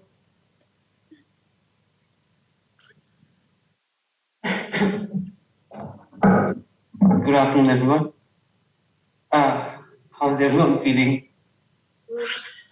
Okay, just out of curiosity, how many of you has lunch already? All of them. Yeah, because there's a problem with students. I'm a teacher, right? I'm a teacher myself. I teach psychology, and there's a problem I have with students. I usually avoid classes after lunch because it's very hard to hold on to attention of students after lunch. It's very difficult to draw their attention. So if I do have classes after lunch, I usually use a lot of visual aids to interactive sessions, just to keep them on their toes, ask them questions. One thing I do is I usually tell them after whatever session I have, I tell them I'll ask you questions, and based on the answers you give me, I'll give you attendance. Right? It's not punishment; it's kind of like a negative reward thing happening here. So I think it's all right. So maybe I'll do the same thing here, right? Maybe I'll ask you questions at the end. You can answer. Maybe make this more of an interactive sessions because we are more peers. I'm not a principal of any college or school. We're teachers. So maybe make this workshop this rather than just make it a lecture. So I would appreciate your input. Okay. So let's just and also just a disclaimer. I might cough in between a little bit during COVID era. I would have been thrown off stage, but I'm a little sick as the weather. But I do want to miss this opportunity because I've dreamed of talking to rows of empty chairs. Sorry. Okay, that was that. Okay, anyway, so let's begin. I just want you to start with a small thought experiment. All right. Imagine all of you are holding a jar. All right. Imagine you're holding a jar, and of your any beverage of your choice. Can you imagine that? Very simple. I'm a psychology teacher, so most of the activities we do are mental. So you're holding a jar of your favorite beverage, and you have to pour some of that liquid into some other container, maybe a glass. Right? Can you imagine that doing that? Is it convenient? Not hard to. Now imagine your jar is empty. Your jar is empty, and you have to do the same task. You have to fill another container. Can you imagine doing that? Be creative with your thoughts. No, no, not possible because your jar is empty, right? You can. Okay, that'll be great. Okay, you can So I share. have chosen mango juice. Then Okay. I will add some more water on that. I will make it 2 glass. Okay, where are you getting the water from? No, you see, Oh, because you're. Okay, great. That's great answer. Thank you. Points for creativity. Okay. Okay, so if your jar is empty, you have to basically collect from somewhere because your jar is empty. You did it. Okay. So I think you're getting the point I'm trying to make, right? The analogy is simple. If your jar is empty, how can you fill somebody else's cup? So when teachers are tasked with the responsibility of, empowering students with mental hygiene or mental awareness, right? So where are they? You, sir, brought water from somewhere. Where are you all collecting your resources? Because most of the teachers have this idea that I don't have the resources, I don't have the equipment to help other students. How can I help? My jar is empty, right? So if you, let's say a school is hiring a teacher, if you're hiring let's say a school is hiring a history teacher. When they're hiring a teacher, they look for certain qualifications, some criteria, right? They look for someone who is an expert in that field. If you're talking about history, you wouldn't hire someone who has a background in psychology or political science. You want someone in history. And what kind of background do you want? He has to be an expert in that field, right? He has to have a master's degree, a BA to support that, and also preferably MPhil or PhD in some cases, right? So after all these years of training, you deem that person fit to teach that subject. Now, for a teacher, I say attend a few seminars, do a little bit of workshop, maybe do a certificate course. Is that enough to task you with the responsibility of imparting knowledge on mental hygiene and mental health? Will that be enough? Probably not, right? So this is a problem many teachers. I'm not against it. Okay, let me make my point, sir. So many teachers feel that when it comes to imparting knowledge or just helping out, helping students learn about mental hygiene or mental health, they do not have enough resources to give. Their jar is empty. Right? This is what most teachers feel, and we have had discussions with other teachers who feel the same way. So, because of my background in political psychology, they're always looking for tips. Maybe I'll say something which goes against traditions, which goes against traditional beliefs or conventional ideas, right? Something like that. But I'm here to tell you that believing that your jar is empty is a false belief. Your jar is not empty, right? So that's what I'm here to tell you. You all have resources available. Alright, you have the resources available. You just have to draw from those resources, and these resources are made up, built through your experiences. Not as a teacher, maybe not as a student, but simply as a human being. Alright, you just have to be human. We'll come make it more simple later, but I hope you understand. You have the resources. Many people are afraid of counseling. They'll say, "What is counseling? I don't want to do counseling." There's so many stigmas attached to counseling, right? But if you think about it, the essence of counseling is not giving advice to someone, or it's not giving advice to someone. It's helping the other person come up with their own solutions. You're not providing solutions to their problems. It's giving them, right, the idea, giving them the knowledge that they have the resources available to come up with their own solutions. Okay? All right. So let's do another activity. You all have, I see you all holding a pen and a paper, right? So, okay, let's do a small activity. If you don't mind, can we do that, ma'am? Okay? Ma'am? After lunch. Attention. Can we do a small activity? So I think, yeah, and I would love interaction. So if somebody wants to speak, that's great also. So my question is, how many of you have, in the past, maybe a year, a few years or months experience stress, exhaustion, burnout, anxiety, depression, dealt with addiction problem maybe. Yes. Okay. So during those times, what are some of the strategies or coping mechanisms that you use personally that may have worked? Can you write some of them down? Very quickly.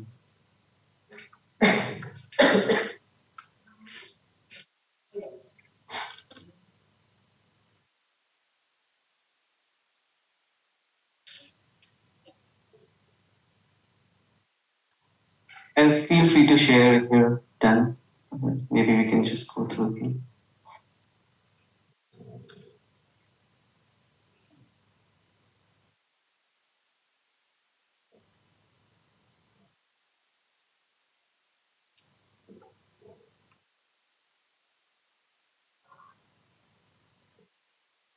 Yeah, oh, okay.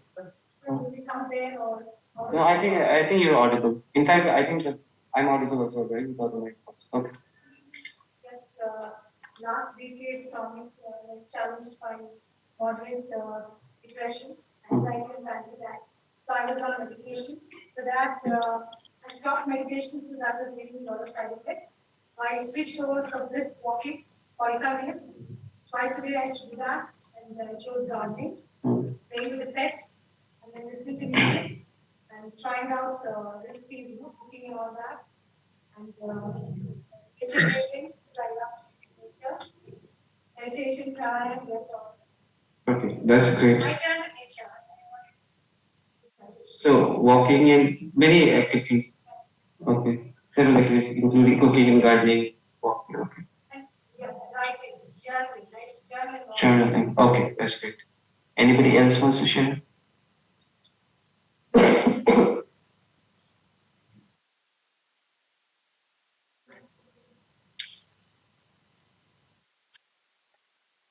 Once in my lifetime, I was a victim of stress. At that time, I used to sleep a lot. All day and night, I used to sleep. Every hour, I sleep for hour. Then I wake up. Then I remember the cause of the stress, and then I sleep again.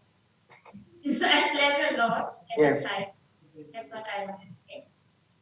Okay. That's great. Thank you. We'll do one more.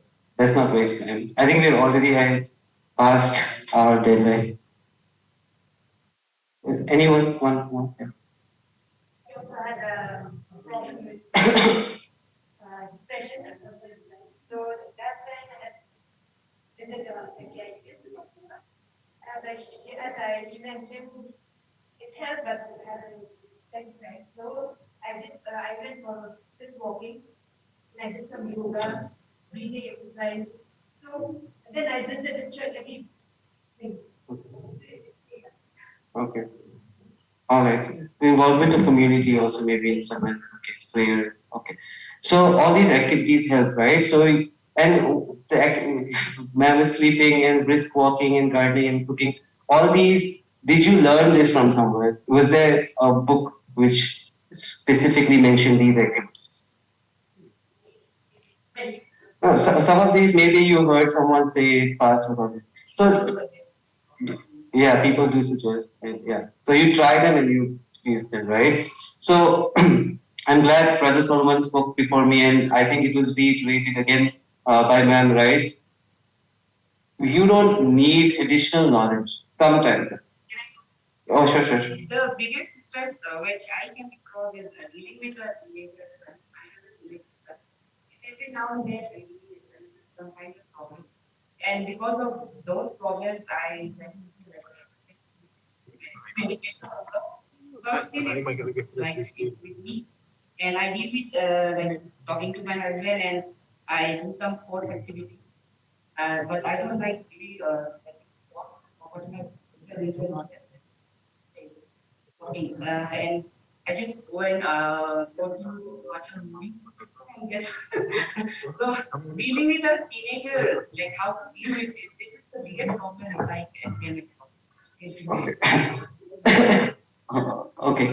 But I'm glad you have someone to talk to about these, right? I hope you do well with the medication. But the We can discuss that further if you want later. But moving again with the topic at hand, what we see most of the students, sorry, teachers in this case, do is they involve themselves in activities, right? But do you think these strategies are actually dealing with your stress or the stressors, the causes of stress?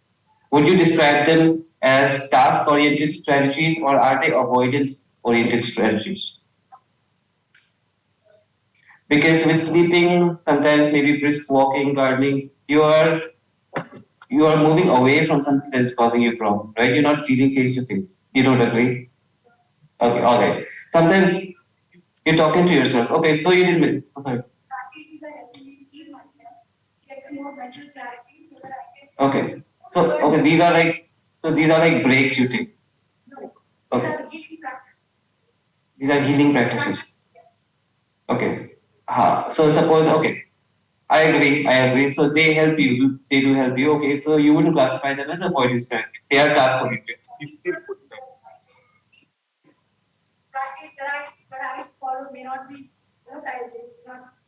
Yeah, yeah, yeah. So I understand where you're coming from. They may have helped you in the past, right? And they will help you in the future also. And these are some great strategies. Uh, but what I'm trying to say is sometimes when you have a specific problem at hand, right? Let's say for students, because we are talking about schools, let's say in the survey conducted by, I think, right, Manoj Darpan, they mentioned one of the most common emotions apart from happiness was stress, and this was related to exams, right? This was related to exams. So if you talk about specific stressors such as exams, if exams are causing you stress, right? I would recommend what you recommended, which was take a walk, take a break, right? But are these directly helping you lower dealing with your stressor? Maybe they are motivating you, energizing you, giving you space to think about something else. But what is the best task oriented? What is going to reduce your stress level completely? The solution is you study, you finish the course, right? You deal with the problem, with the stressor, not move away from it. So what I was trying to say is when you take a walk, when you do gardening, you're moving it away from it. It may be energizing, it may be motivating, helping, but you have to come back to the problem at hand and deal with it. That's what I was trying to say. If I'm not, if you still disagree, we can talk about it, right? Moving forward. So, okay, you said you wanted to talk to people, right? Okay. So, can we again one last activity? Write about some of the qualities that you look for when you talk to individuals. When you are stressed, right? When you are experiencing anxiety or stress, what are some of the qualities that you look for in individuals that you talk to? Or if you haven't done that before, what are some of the qualities that you would expect from individuals who you would plan on talking to? Okay, yeah, go ahead.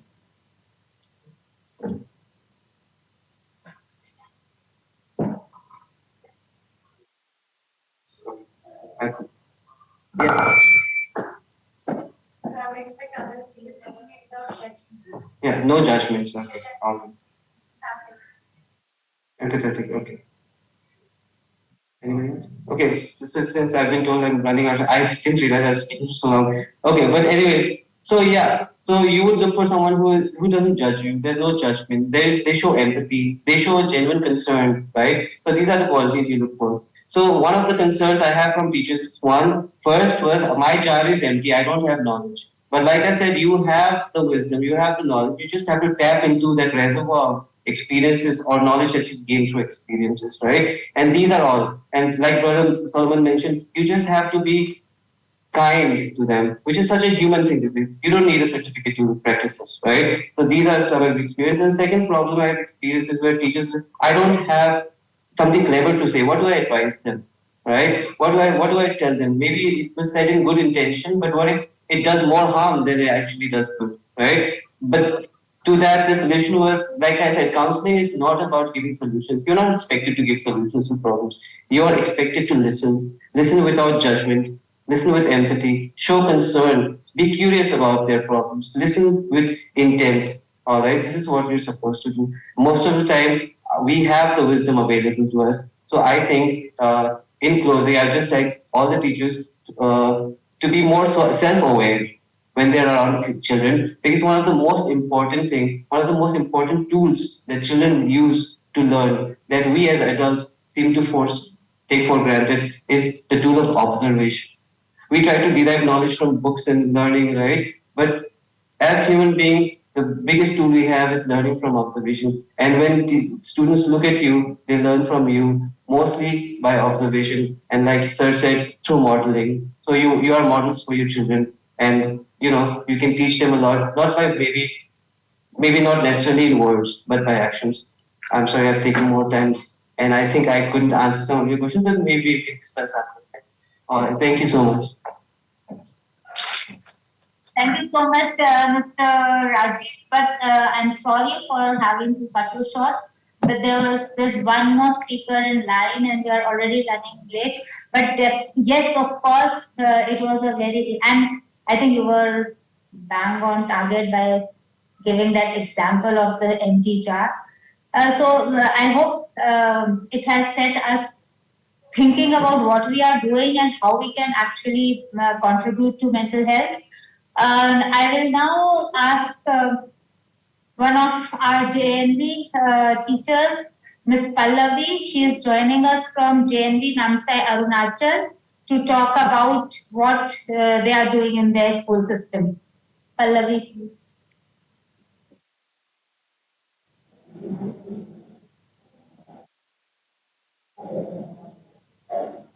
A very good evening to the respected dignitaries and my mentor, Ma'am Prachi, Ma'am Balaida, Ma'am Basansi from the NCERT.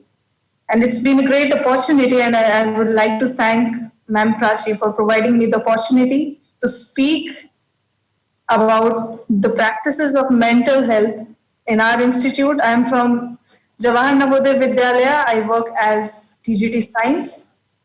And I would like to discuss some of the practices that have been followed in our school. And as we all know, Jawahar Navodaya Vidyalayas are famous for the safety and security. The topmost priority of Navodaya Vidyalayas is the safety and security of the children. Starting from 5 a.m. throughout the day, means the teachers are having a responsibility of 24 hours, which includes the morning PT the morning PT at 5 a.m., the physical exercise, as ma'am and sir already mentioned, that how important is physical health for a good mental health. And then proper meals, availability of staff nurse, availability of teachers, and the house masters play a very important role, I would say, in the Navodaya Vidyalaya system, as the children and the teachers live in the same campus, and they share most of their time together. And with the little experience that I have, I can proudly say that Navodaya Vidyalayas, the staff, the entire team is doing a very great job at maintaining the mental health of the students, though there are some challenges which I would like to address along with the practices for mental health. And some of my queries that I want to ask from the dignitaries also. So starting from the routine, then there is availability of mess, availability of nurse, staff nurse, physical education teachers, and the house masters all the time. And in addition, now Navodaya Vidyalayas have also appointed counselors, and it is constantly motivating teachers to enroll for the guidance and counseling programs. And I myself, I'm pursuing my diploma course from guidance and counseling from NCERT Shillong, and it's been a very good opportunity for me to understand the dynamics of human behavior. And now when I am in the field doing the field work, I basically am having certain queries like when it comes to counseling, it is very important to let the child talk, to make the child speak at least. So I would like to ask, what if the child really refuses to talk? If we want to counsel the child, we need to talk. And what if the child is refusing? We don't want to talk about it. Second, some issues that I've been facing were how to deal with students who are not getting motivated enough. Like there is a constant, the schedule of Navodaya Vidyalaya is fixed. This is a very good thing that everything has a particular time for sports, for games, and for prayers, for studies, everything. But at the same time, some students do not feel motivated enough. They feel that they are not getting enough time for themselves. So I would like to ask that in such situations, what as teachers we can do. And since we are constantly in contact with the students, like for 24 hours, 24/7, I would say. So in that case is how can one deal with the clashes that happens in the daily routine, and also because the teachers are also very busy, the students are also very busy with their own work, and how can the teacher and the students maintain their own mental health? So some of the ideas I got from Sir Solomon also, like training the staffs, providing yoga and meditation for teachers, socializing, and there is it's a very good practice in our schools that every evening the house masters and the associates of the house masters and the counselors are visiting to the dormitories, talking to children, making them comfortable, making students more comfortable to share their problems to the children. And I think it's a very good practice because the more we talk, the more we get to understand the child, and the more it becomes easier for us to create an environment that is mentally healthy for the children and for the teachers also. And also, I have another query that I would like to ask. Expectations as a counselor, like when we are in the counselor role, being a teacher counselor, discipline is, as we all know, discipline is also very important in schools. But sometimes the certain situations have come when the indiscipline has been reported from the child of from the student's side, and then there has to be taken some action for the indiscipline. But at the same time, for this as being the teacher counselor, I felt that the child needs to be understood first. I felt that the child needs to be heard first. Its problem could be solved. In that case, what can we do in addition to make the child more comfortable and at the same time not really going against the administration? These are some of the challenges that I have experienced. So I would really like to, I'm really hoping for a suggestion, a valuable suggestion of our dignitaries for these queries of mine. That's all. Thank you.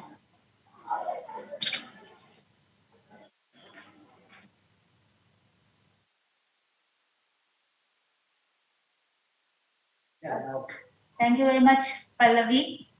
And I know that JMB is one school setting where you could really exercise your counseling skills. I hope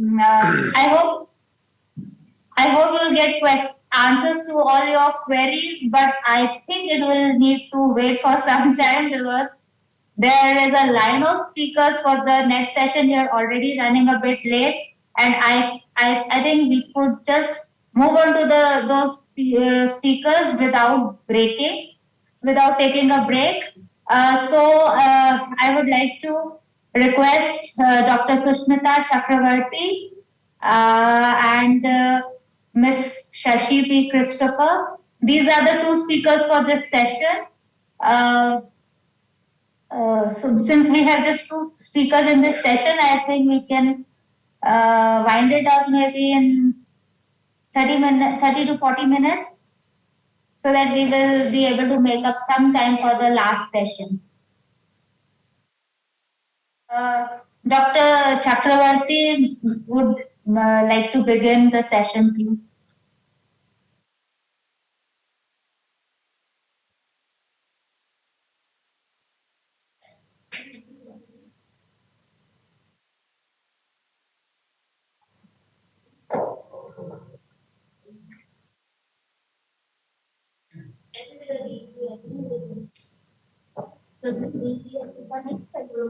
नहीं तो ये CIET NCERT तो ma'am ये NCERT conference नहीं तो नहीं तो ma'am Because we are running short of time, I would request Ms. Shashi to begin, and then Sushmita can join back when she is online. Thank you, Dr. Prachi ma'am. Good evening once again to all the enthusiastic educators who are sitting in front of me. This is the National Conference on Empowering Teachers for Mental Health, towards mental health, but actually it more seems like a National Mental Health Awareness Festival. It has such festive vibes. We are celebrating mental health, celebrating raising the awareness about mental health. What a fantastic era we are in right now, where there was a lot of stigma, a lot of stereotypes, a lot of taboos about even talking about, I feel this way, I feel that way mentally. But we are openly discussing. It's fantastic. And so in this session, I'm going to share my thoughts, experiential thoughts. These are not from the textbook. These are out of experience about the indicators of the mental health. What are the indicators of mental health in teachers? So the previous speakers, when they were speaking, Brother Solomon, principal of St. Edmund's School, he was mentioning that a teacher entering a classroom with a smile and with a positive, open disposition. It's very important. Yes, the first and foremost indicator for an educator, for us to understand that educator is mentally healthy, is genuinely and mostly cheerful. Teachers who are mentally healthy are genuinely, mostly they are cheerful. It's not something they just make up and put on because they have to enter the classrooms with cheer. No, they are generally cheerful because when somebody is happy, genuinely from inside, that comes out in the behavior, that comes out in the way they move, they interact. And a mentally healthy teacher is also calm, composed, and their behaviors are usually predictable. When I say the behavior is usually predictable, there are no extreme mood swings. It's not like sometimes very excited, very creative, very thrilled, greatly interacting with the kids and having great times with the other educators, and the other moment being gloomy, isolated, anxious, anger, So teachers who are mentally healthy are, as I said, the behaviors are very, very predictable. And we all understand that. And the previous speakers also spoke about Pranamaya Kosha. Pranamaya Kosha is the energy body that we have. So we all carry energy. We are energy beings. We have electromagnetic vibrations surrounding us. We have electromagnetic fields. It is all formed out of the emotions we have, the feelings that we have, the thoughts that we have in our body. These create actually energy fields surrounding us. And mostly the teachers with good mental health, optimal mental health, are vibrant and they have positive energy. The aura is great. Even a single teacher, if a school has about a single teacher, a couple of teachers like this who carry positive energy, they can make a lot of difference to the school environment. And teachers whose mental health is good, they actually give importance to mental health as much as they give importance to physical health also, because they understand very well that physical health and mental health are greatly interlinked. So it's not just about their own physical health. They also understand that the mental health, the physical health and mental health of their students also is important. So they also in their classroom dynamics, they also make it a point that they spread that information, they spread the knowledge that mental health is very important for the child equally as much as the physical health is taken care of. So this also is one of the indicators of a teacher being mentally healthy. So what else? What else are the indicators that show us that help us to understand that the teachers are mentally healthy? So if you no pains, no gains. You don't make any effort, you cannot be healthy. Be it a physical health issue or a mental health issue, one has to put in effort. So these teachers who have optimum mental health, they understand that if they have to be mentally healthy, they have to practice those practices that are going to help them to keep their mental health in good condition. These we can call as mental health practices or mental health rituals. So they learn and they practice practices that gift good mental health. And what are these practices? These are not huge rocket science kind of practices. These are just basic ones, going back to the lives of our grandmoms and the previous generations, wherein they were very grounded in every possible way. The first and foremost thing is these teachers who are mentally healthy, they understand that eating right is very important. Whenever a chance is given to me as a speaker to talk about mental health, the first and foremost area that I always prefer to speak about is about gut health, because gut and brain are greatly interlinked. Our gut health influences our brain health, and they both are constantly in conversation with each other. Our gut, which starts from our mouth, ends in the anus, is constantly in conversation with our brain. So gut health is gone means your brain health also is gone. Your emotions, your thoughts, your feelings are all not in a balance, because 95% of serotonin, which is a mood regulator, which actually controls our biological clock, is produced by our gut. So it's very important to eat right. So the teachers, the educators whose mental health is good, they understand that eating right is very important. When I say eating right, it's about eating foods that are rich in B complex, because B complex, rich foods in B complex are really good for our nervous system, really good for our mental health, and also prebiotics, probiotics. All these are very good for the bacteria, for the good bacteria that are lining our stomach.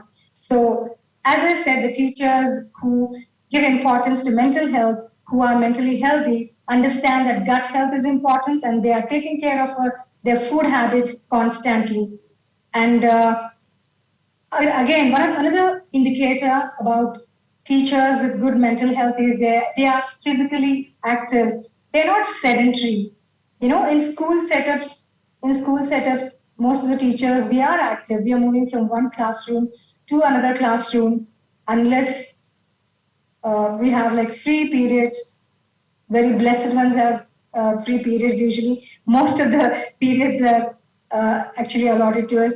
So the teachers with good mental health are physically active, and also they make it a point to have an exercise routine. They have some kind of a routine for their physical discipline.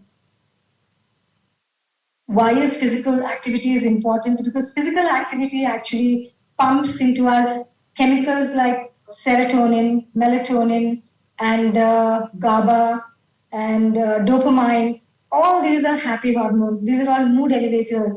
So the physical activity, that's the reason when I was talking about dealing with anti-depression, I just mentioned before, when I was interacting with the speaker before, that brisk walking, I mentioned about the brisk walking. 45 minutes of brisk walking is known to gift us with a lot of great hormones and good happy hormones and chemicals. So the educators with good mental health understand that. They understand the importance of physical activity, and they are physically active. And of course, they do have spiritual practices also. Each one to our own. All of us have our own spiritual practices. Few of us we practice mindfulness.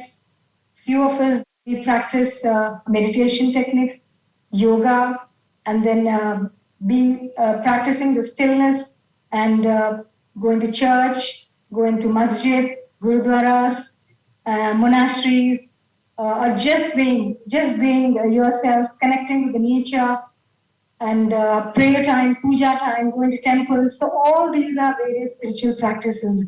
So these teachers with good mental health, they understand that spiritual practices are important. As a matter of fact, any act done with goodness, done with good intention, done with a kind of a vision and a purpose is a spiritual practice.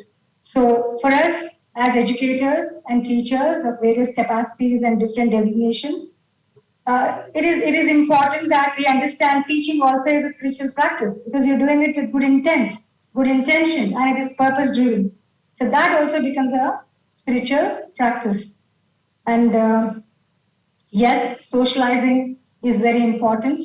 So teachers with good mental health are socializing. They have a support network and they prioritize time with their family, friends, and also hobby time also is practiced, which is very, very important.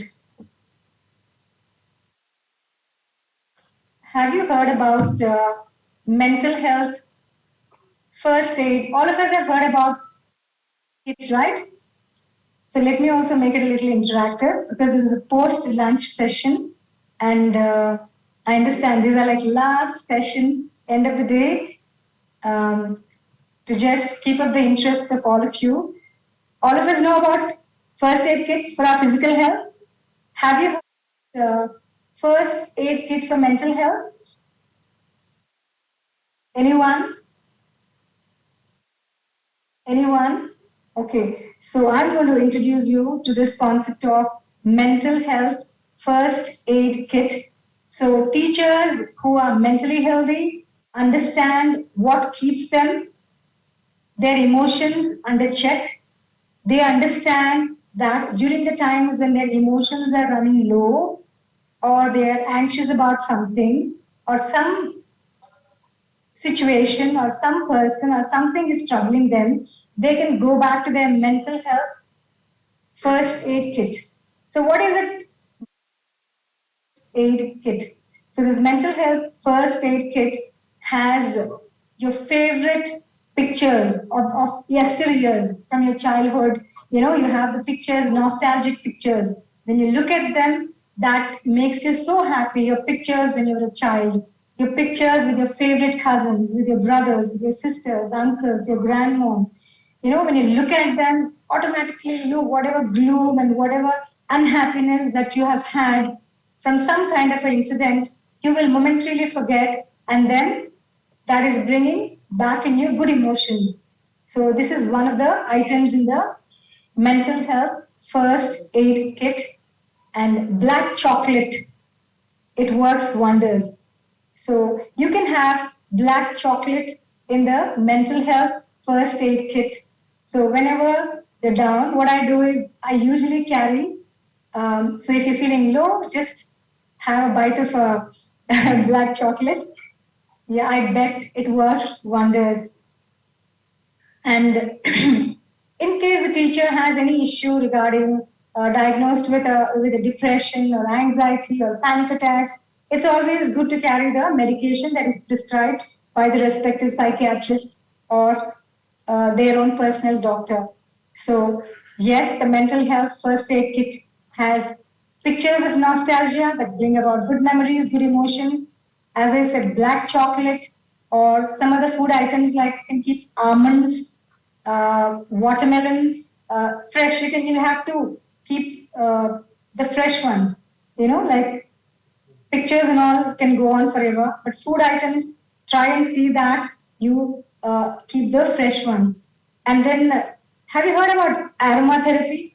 Relaxing, de-stressing, using essential oils, aromatic oils, lavender oil, coconut oil.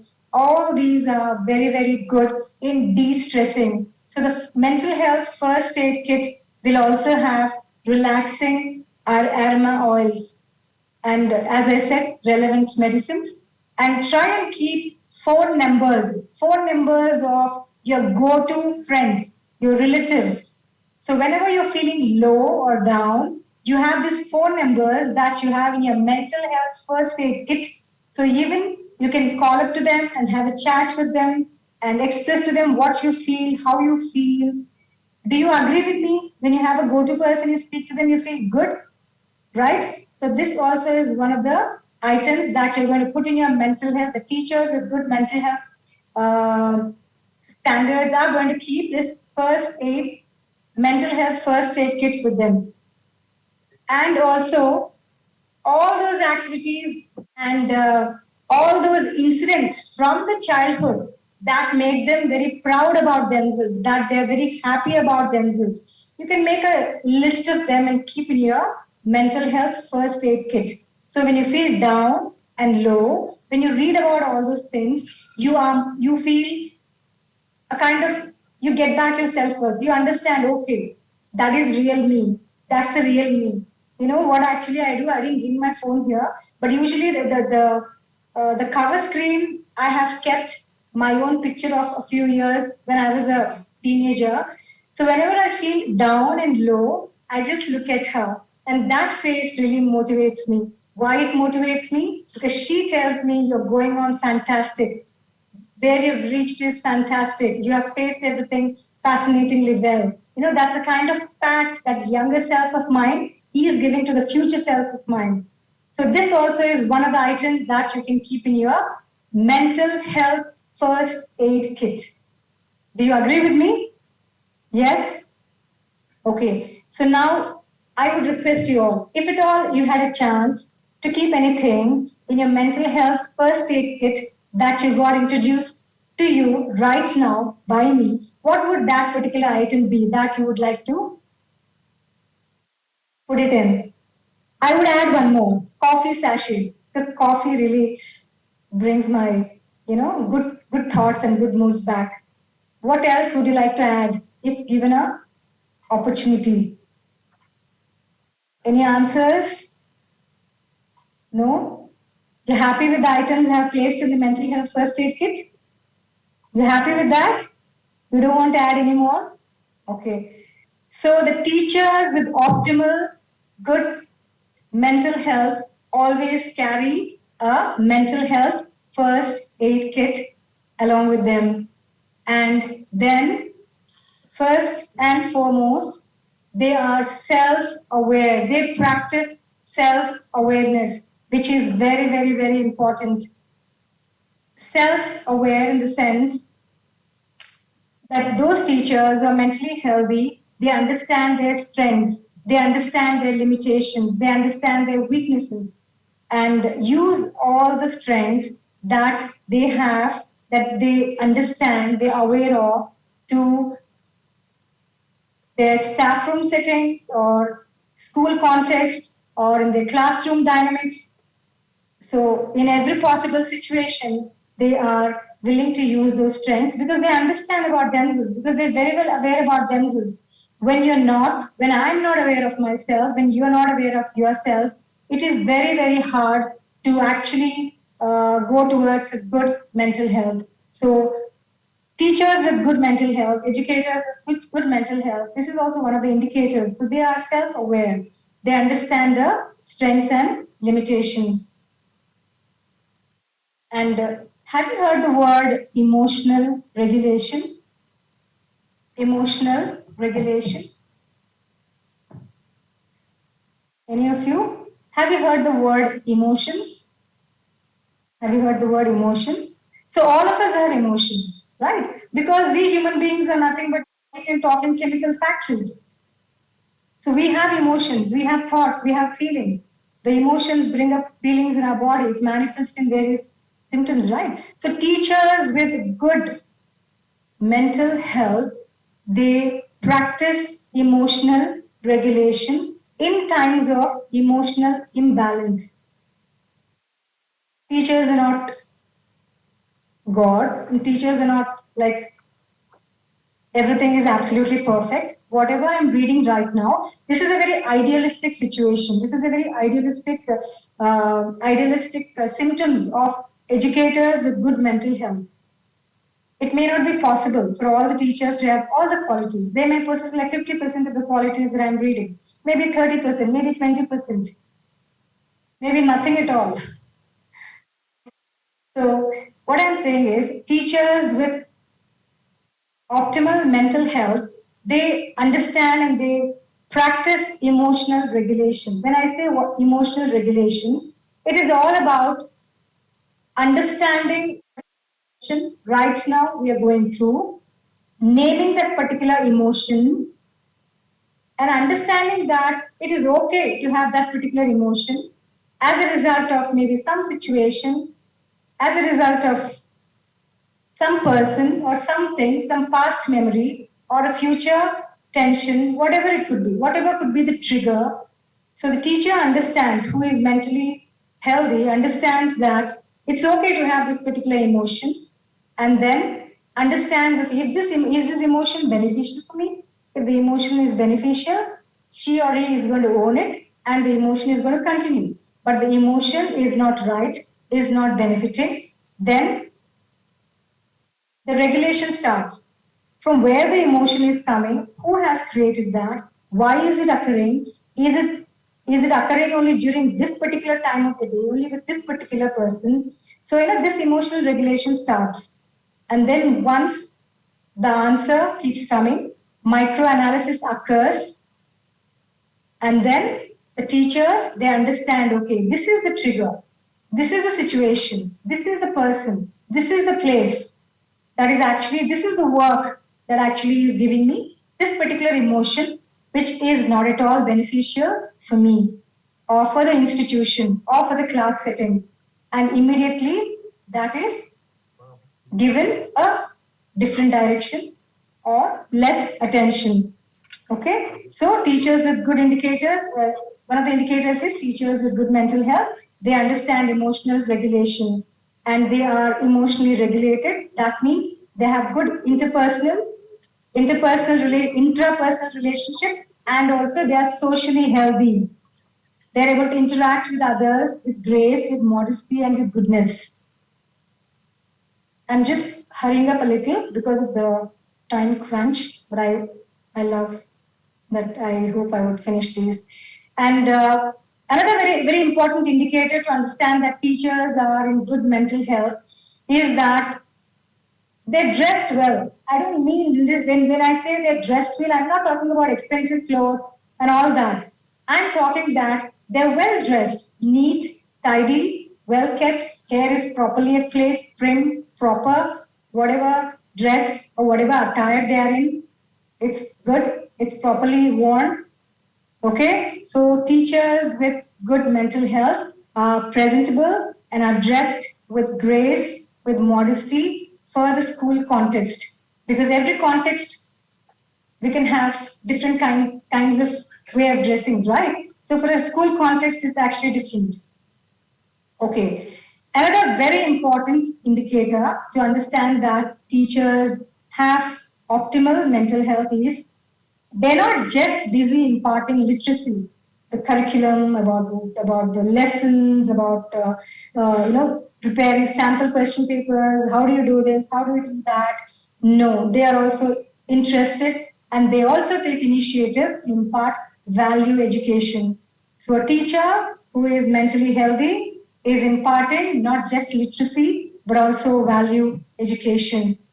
And first, most important is they practice self-love. And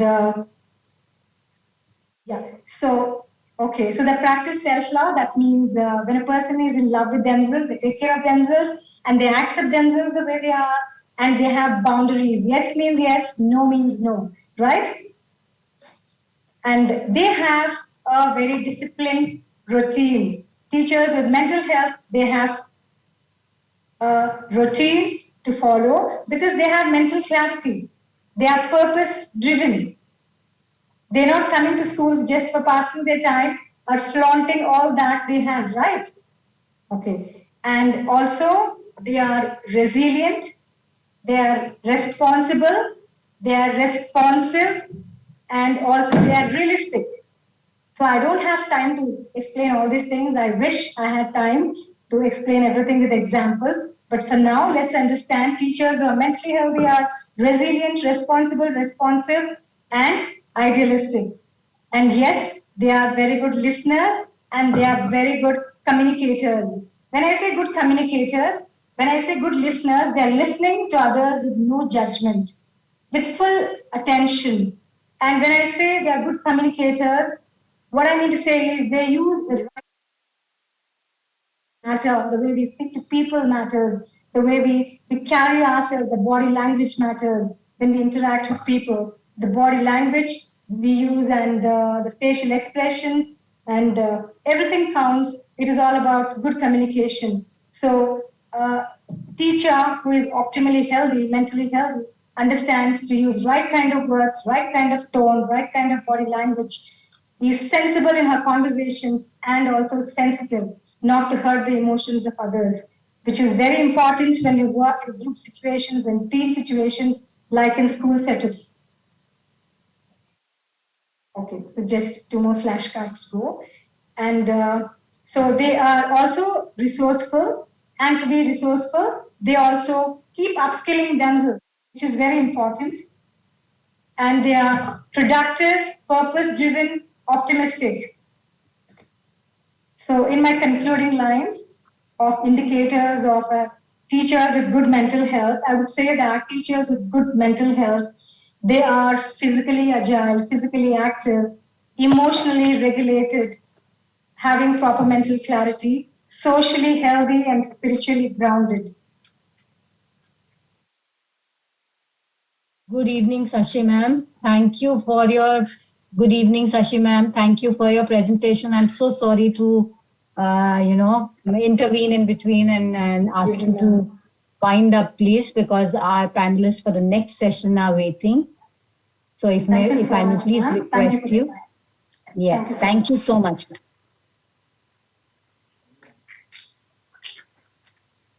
I'm grateful to Neeri for giving me this opportunity. Absolutely, it's been a gift from God. This opportunity.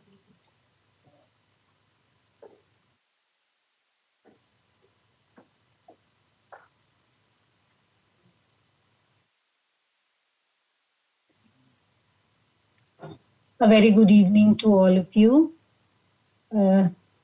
We have our next session, Teacher as a First Level Counselor, which is a panel discussion.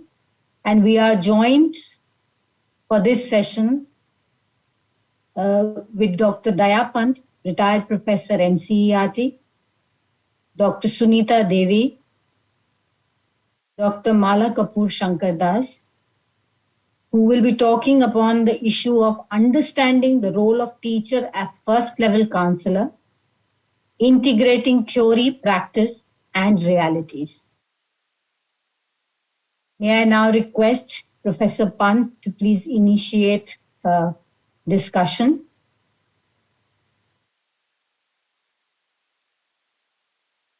Thank you, Ruchi.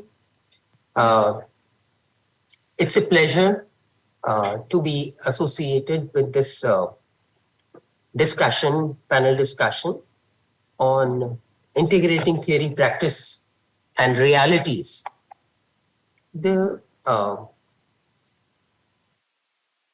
National Policy on Education 2020 has emphasized central role of teachers in care, mental health, career development, and well-being of students. NCERT, almost a quarter decade back during 2000, came up with the teacher counselor model. The teacher counselor model involved teachers as a first level counselors. And this was visualized for two reasons. One, to extend counseling services to a large number of students. And secondly, to preempt the problems that could accrue to the students due to teachers' maybe lack of tact, or they're being busy, or they're being uninitiated into the knowledge of students' psychology. As everybody knows, teachers are strategically placed and to interact with each and every student. They are interacting with all students in a routine manner, and they are privy to unedited experiences of students. They have a first-hand experience of students' emotions. This gives them a vintage position to make or mar the psyche of the students. Seeing students struggle with their academic, emotional, social, career problems, and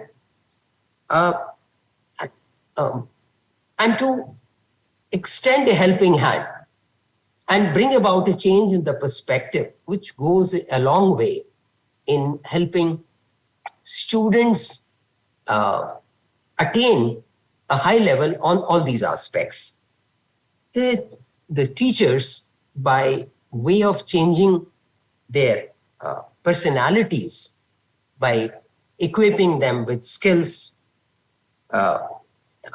competence, knowledge, attitude, and values as befitting a counselor, brings about a change in their own perspective as how to deal with the students, as well as it changes the way their interactions with the students proceed. With this intention, the training of teachers as counselors is supposed to equip them with, like my earlier speaker was saying, communication skills. Now, what these communication skills are, we'll come to later, but it also gives them very minute observation skills and certain attitudes and values which facilitate their relationships with the student. The teacher's knowledge, skills, and competencies, and the philosophy of guidance that each child is unique, each child is different from each other, each one is equipped with different kind of gifts or strengths. This enables them to direct their efforts in appropriate direction, rather than loading students with the expectations of the school, teachers, and parents. So they are able to kind of bridge the gap amongst all these expectations and help students find a comfortable way ahead. The positive relationships and interactions patterns the teacher adopts, the teacher is able to establish in the classroom, it creates a vibrancy in the classroom. It gives a sort of a dynamicity to the interactions of the students. The whole climate is enlivened because the students feel trusted. They feel accepted.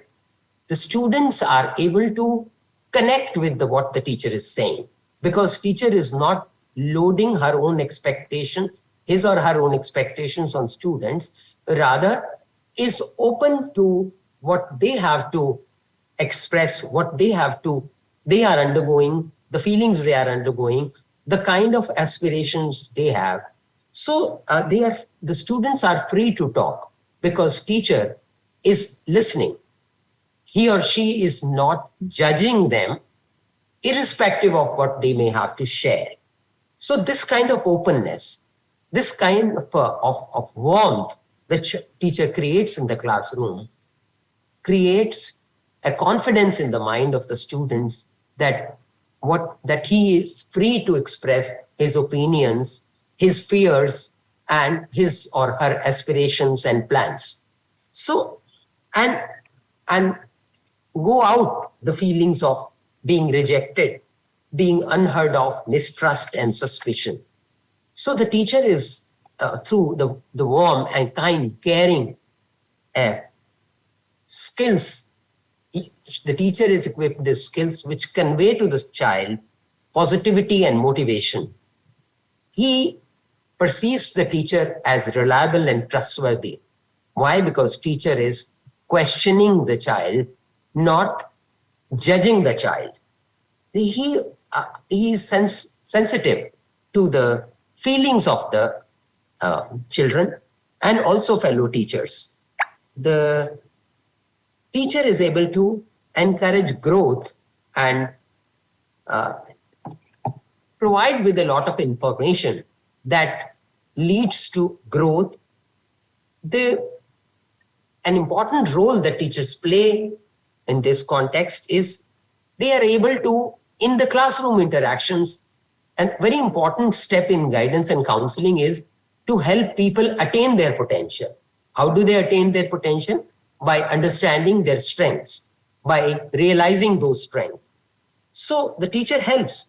He or she explores, observes, and whatever strengths he or she sees are able to share between teacher and the students. And through this sharing, the child gets to know about what he or she is good at. These are not forced. The teacher is not keen to focus on the weaknesses of the child. Rather, the teacher focuses on the strengths. So a teacher sometimes, those who are not guidance oriented, in various discussion forums, sometimes teachers express a doubt. Ordinary teachers, uninitiated into guidance and counseling, they say if we appreciate, point out strengths and don't point out weaknesses, won't the students, it will go to their heads or it will be negative for the child. But so these kind of questions arise in the mind of those teachers who are not guidance minded or who are not open to the philosophy of counseling. So, which is not true. A teacher, when trusts the child, when it appreciates the child on his own, on her own, they come up with they reflect on their strengths and try to deal with their weaknesses. And the teachers not simply observe strengths, rather they explore strength. They pose comfortable questions for the child and try to understand their mental state. They don't talk like you are a gone case. How can you think of this when you don't have minimum marks in such and such subject? How can you talk to your parents like this? How come you are replying to me like this? They do not say all that. They listen carefully to the child, listen to not only their emotions, expressions, but also their fears, anxieties, and anger. And even their anger, the teacher is able to respond with a composure, with a positivity that brings reflection in the student's mind as to where is the source of anger, or where is the source of the aggressiveness. So they don't tell children, rather they explore. They don't tell children you are not working hard so you get good marks, or rather they focus on how to do good, how to do better, how to attain better. Their observation skills are keen because they have been trained to observe. They notice small little classroom behaviors. They notice how children are changing their space, how their moods are changing, attitudes are changing. They notice these changes, question them about it, pay attention to this. Say, for instance, in a particular class, two good friends have fought and now they are sitting separately. The teacher is able to very mildly bring this topic with children and is able to force the friendships again, directly or indirectly. So these kind of discussions are routine with guidance teacher. An old Japanese saying is, better than 1,000 hours of study is a small time spent with a great teacher. And that's why, because children don't need to study so hard. Rather, they have to have the right mood, right socio-emotional state to study. Now, the academic problems, they arise both because of socio-emotional problems as well as because the students lack appropriate academic skills. The teacher realizing the student's plight, is able to focus on study skills. Sometimes he focuses on the student's study skills regarding their regularity, writing skills, how they can train themselves to achieve better, or their time management, or their adjustment as home, indirectly broaching these topics in the class. The teacher, we do not expect the teacher to do extra work in this regard. Rather, while teaching their subject area, they get ample opportunities when students express doubts, when students express their inabilities to get good marks. Those are the opportunities for the teacher to focus on the skills of the students rather than exhort them to do better. Simply exhorting them to do better is not going to be very useful. So a guidance-minded teacher, a trained counselor, a trained teacher trained in counseling is able to handle those problems in a much better manner. Now, there are other things as well.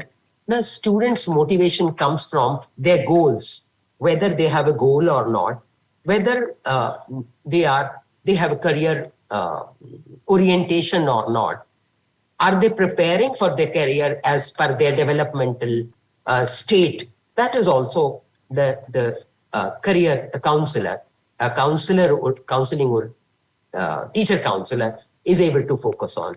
He is able to help the child develop the appropriate orientation towards their career and focus on how they can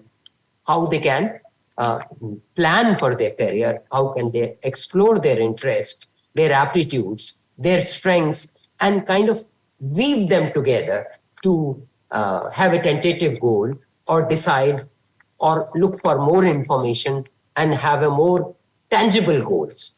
So a teacher is able to create that kind of an environment in the class. The teacher can, then not only that, the discipline problems are where students become victims of mental health.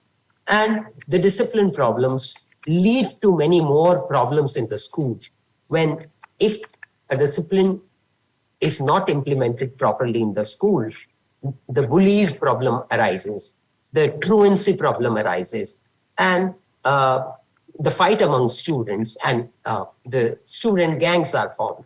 So the teacher, a trained teacher, is able to handle discipline issues at many levels by initiating discussion in the class, by clarifying the rules, discipline-related rules, by discussing with the students the discipline-related punishments.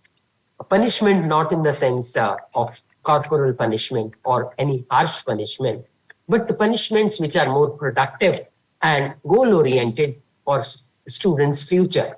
Such punishments are discussed with the students. It is not that punishments are inflicted on them. They punishments that are accepted by the students. Then the various kinds of conflicts that are there in the minds of students, intrapersonal conflicts and interpersonal conflicts, how to deal with those conflicts, how the students can develop a positivity. They have positivity and the competence to deal with the intrapersonal conflicts due to family issues, due to their adjustment with their siblings, parents sometimes even are the cause of such conflicts, and school children, school relationships, conflict with teachers. All these conflicts, they lead to loss of self-esteem in children. So the teacher, a good teacher, is able to build self-esteem, confidence, and is able to change the perspective of the student from a negative to a positive one, to more optimistic one, by helping them build their skills, by helping them focus on their goals and relating their present efforts to their goals so that they are overcome any present challenges of a minor nature. So these characters, these qualities, counselor-like qualities of a teacher help the students in sort of making them deal with a lot of competence rather than feeling a victim of their circumstances. There is another quote I would like to make. Students don't care how much you know until they know how much you care. They do not respect you for what you can teach. They respect you if you care. And this caring ethic is inculcated in the counselor. So the counselor is equipped and imbued with this care of ethic with which they are able to unfold, they are able to help bloom students in their own warmth and direct all their present activities, thoughts, and attitudes towards their future goals. So with this, I will close it saying that a teacher trained in counseling skills is a sort of a substitute foster parent available in the school who is all the time with them and is also able to guide parents and help them deal with their children's problems, which they sometimes express unable to. With that, thank you very much once again for giving me this opportunity. Thank you, ma'am. They were really nice points that we have embarked upon through your sharing. Yes, teaching is not just about having information transferred from one person to another. It also is about a very rich and compassionate bond between two individuals, one looking up to the other for support, care, and guidance. Thank you once again, ma'am. May I now request Dr. Sunita Devi to please initiate her points on the topic. Thank you. Yeah. Thank you, Dr. Shukla, for inviting me to this wonderful conference, which is about spreading awareness and sensitizing teachers as to be counselors, because as we have seen, other experts are talking about how teachers play an important role in mental health of the human students and human beings, which is very, very important to keep in view, because teachers are not only for giving information about the subjects and all, because if a child is mentally healthy, he can learn, he can share, he can be a good citizen. So right now I'll just share some points which has been already discussed, so I can just consolidate these points, how a teacher can be a good counselor and what qualities and skills a teacher counselor should have. So is my PPT visible? Yes, it is. Please proceed. Yeah, okay. Yeah, thank you. So the objective of this particular talk is to understand the role a teacher plays, or can play as a counselor. And it's important to understand what qualities of a teacher counselor we should imbibe, and to understand the effects of being a teacher counselor on students' mental health, their learning outcomes, and the behavior. So here we'll just ask the question, why counselor role for a teacher? Because teachers have so many other roles. And I'll also ask why not a teacher? Because when a teacher has the trust of students, when a teacher is having time with the students, she can mold the students in a much better way, and they understand and they build that rapport with each other. So teacher can beautifully play a role of a counselor. So, and with some certain quality and skills if she can imbibe. So role as a teacher counselor, the teacher is well aware of the students' interests, their strengths, their difficulties, their weaknesses, their problems, what my student is facing in the classroom, how it can be helped. And this knowledge about the students helps the teacher to understand the student in much better way. And once we understand someone, it is very easy to work with them. So a teacher counselor can help students to deal with their personal, social, career-related issues by using counseling skills. And when we talk about a teacher as counselors, they can help in discovering students' potential. It can help find out the students' special abilities, in which area they are very good at. You can also discover their strength and you can promote their abilities, because focusing on this strength will help the child to have the confidence. At the same time, you can also work on the limitations and weaknesses of the child, because that is also very important from the growth point of view, because if they know about their limitations and weaknesses, they can focus on the growth, and if they know about the strength, they build the confidence. So both are very, very important. So what is counseling? So counseling is basically a relationship which a teacher shares with the students so that she can help them to understand on their own. She will listen, she can support and show understanding and help the students. Children get opportunities to take out their feelings, and emotional catharsis happens. Whatever they are going through, they can share with the teacher, and teacher can also help them to have the goal, set goals for about their careers. She can impart information about the career as well. Students need assistance in subject matter, which subject I'm good at, how I can take this subject, what difficulties I'm going through in the studies, how I deal with the examination stress, because all these topics can affect the mental health of the students. And choosing courses and planning a career, teacher can play a very important role. So disseminating information about occupation related to your subject areas, you can organize training program, you can help students to have community services.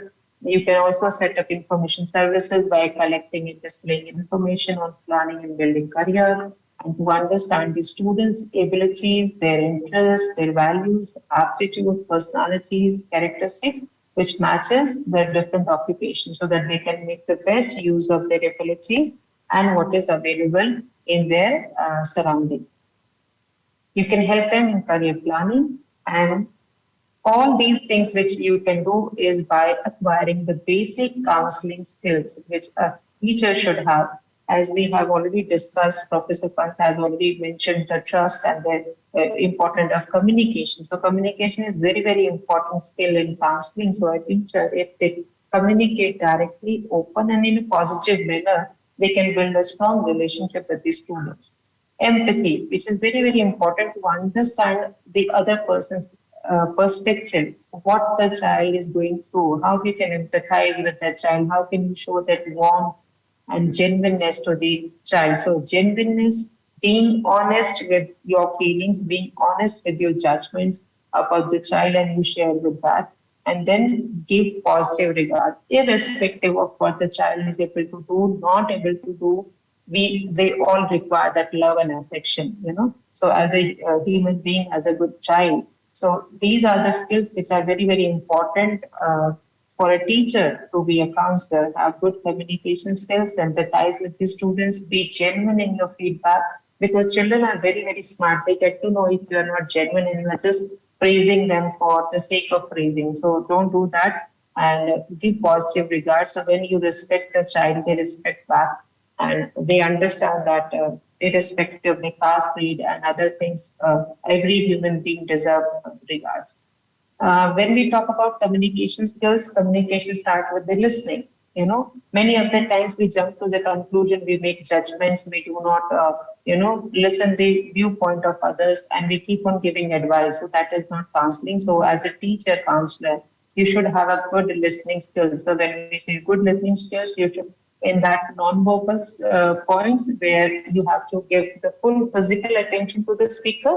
You should not fumble with your mobile or with your pen or other things. You're busy in writing something and then you are asking students to share. No, you have to leave all the work and pay attention to the student. Being aware of the speaker's non-verbal messages, many of the times students may not be able to say things which he or she wants to say. But with his non-verbal language, you can understand whether the child is shy or hesitant or anxious. So you need to pay attention to his non-verbal messages. And then verbal messages, what words they are using, what kind of feelings they are sharing and being expressed. So if you are listening to them, you can make a improvement in their life. So good listening skill behavior, they have a verbal, they have sincere desire to listen. So if you are happy to listen to them, if you really willing to listen to them, they will share.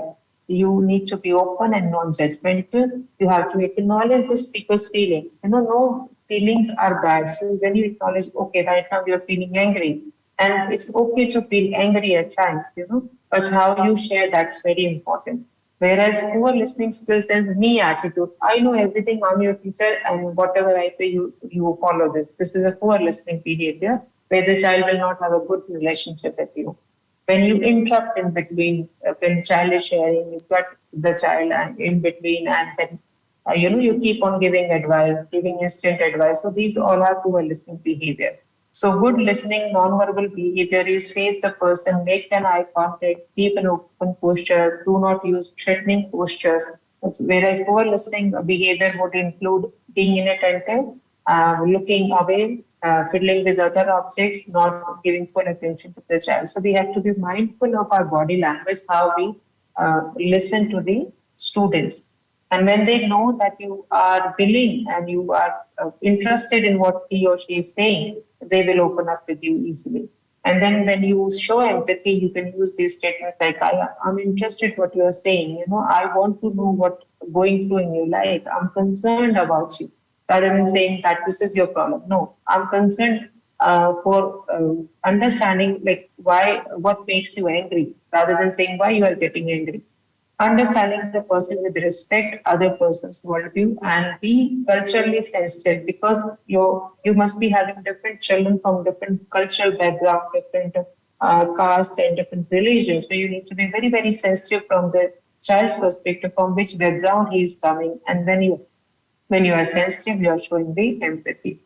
And when we show genuineness, that is basically your verbal and non-verbal behavior should be in sync. It should not be that you say, oh, I really like you.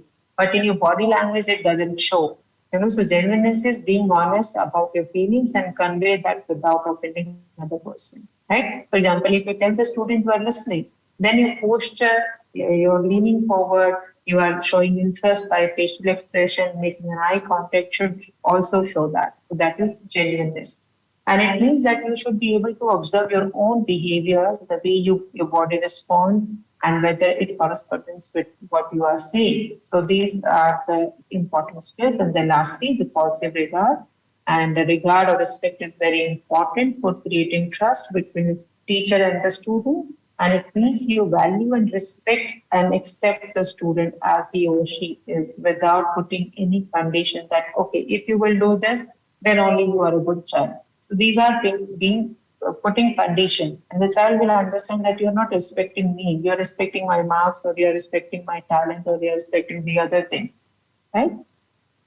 Both verbal and non-verbal behaviors can be used to convey regards or respect. And so, in short, we can say that quality of the counselor is kind and caring. So, if you are kind and caring, if you are empathetic and understanding, if you're positive and motivating, if you're a good listener, communicator, trustworthy, reliable, self-aware, sensitive to others' needs, and you encourage the growth and all, you can take care of the mental health of the students, mental health of the child. And when a child is mentally healthy, he can be physically healthy, he can perform well in academics, he can perform well in extracurricular and other activities. So the final thoughts which I would like to conclude is that aspect of a teacher as a counselor is the ability to be self-aware and empathetic. So before helping others, it's important to know yourself, whether you have these qualities or not. Then only you can help to help other person to bring out the best in them. So self-awareness, reflecting on your action, and making changes to improve ourselves to become better people and better teachers. And that's why these kind of conferences are held, so that we can be more aware about our weaknesses and our growth point. We can empathize, and this is the quality and the skills which a counselor requires. Thank you so much for inviting me and sharing my views on how you can be a good counselor and having the good qualities. Thank you, Dr. Sunita Devi. It's a pleasure to listen to you, and nice points raised. I hope the participants here are benefiting from our experts like Dr. Pant, who has just spoken, and Dr. Sunita Devi also. People from varied backgrounds with experience in the same area, and Definitely points that need consideration, reflection, and introspection. Thank you once again, ma'am. May I now request Dr. Mala Kapoor Shankardas, ma'am, to please initiate the discussion. Hello, can you hear me? Yes, ma'am. We can hear you and see you very clear and nice. Thank you. And please continue. Yeah. So good afternoon to one and all. At the outset, I must begin with congratulating Professor Anjum, her team at NCERT and at NERI, who have come together to take forward the mission of Manodarpan, an initiative of the Ministry of Education, by organizing this meaningful conference, which though touches the platform of schools, but has a reach out much beyond these educational institutions to certain fundamental institutions of society, of which teachers, students, and many other stakeholders are connected in a deep, integrated manner. Because of the substantial sociological angle, I'm happy to be part of this productive meeting, and also as a working group committee member of Manodarpan. I'm glad that I have the opportunity to be involved in a task that is progressive, fruitful, and has the potential of leaving a long-lasting impact. Before I move further, I express my gratitude to all those part of this planning, of this exercise of interactions, discussion, and sharing of discourses on holistic development of students by bringing parameters of mental health and well-being achieving, which is only the open agenda of the national education policy, but also of the government for its citizens, along with that of everyone for whom life is all about happiness. And the sooner it is realized, better it is. We are in the last technical session of the conference, but we together are discussing a first level interventional empowering strategy in terms of the role of the teacher as a counselor for promoting mental health and well-being among students in schools. It is a humongous task in sheer sense of huge numbers of students to be incorporated in the learning process, along with reasonably large numbers of teachers who have to deliver by taking into account huge amount of heterogeneity seen among the young, reach-out population, as well as of those who take up the role of teaching. Their own diversity in terms of growing up experiences, learning processes based on various socio-cultural factors have to be kept outside the realm of developing a positive, conducive relationship with students whose varied backgrounds can hamper right equations. In addition, the student's home universe has also been incorporated and equipped with a balance needed for prioritizing mental health and well-being for them. Thus, the exercise of understanding the role of teachers is associated with many pertinent aspects which require comprehension from a societal, sociological level.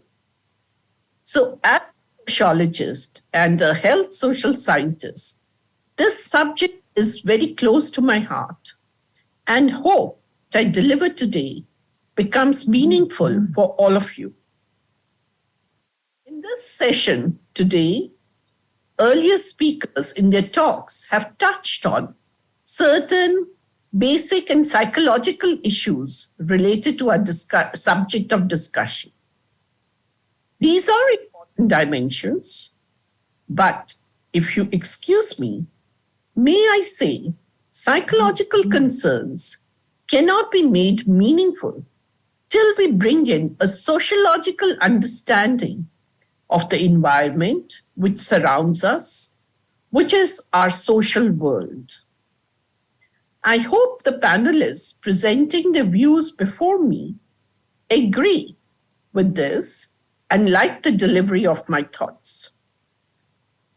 There's a lot which I can present as a sociologist, but given the limitations of time and the fact that most of you listening are ready to pack off, as this being the ending of today's event, I will restrict myself to sharing my thoughts only on certain aspects which to me seem relevant in a context on which we are deliberating.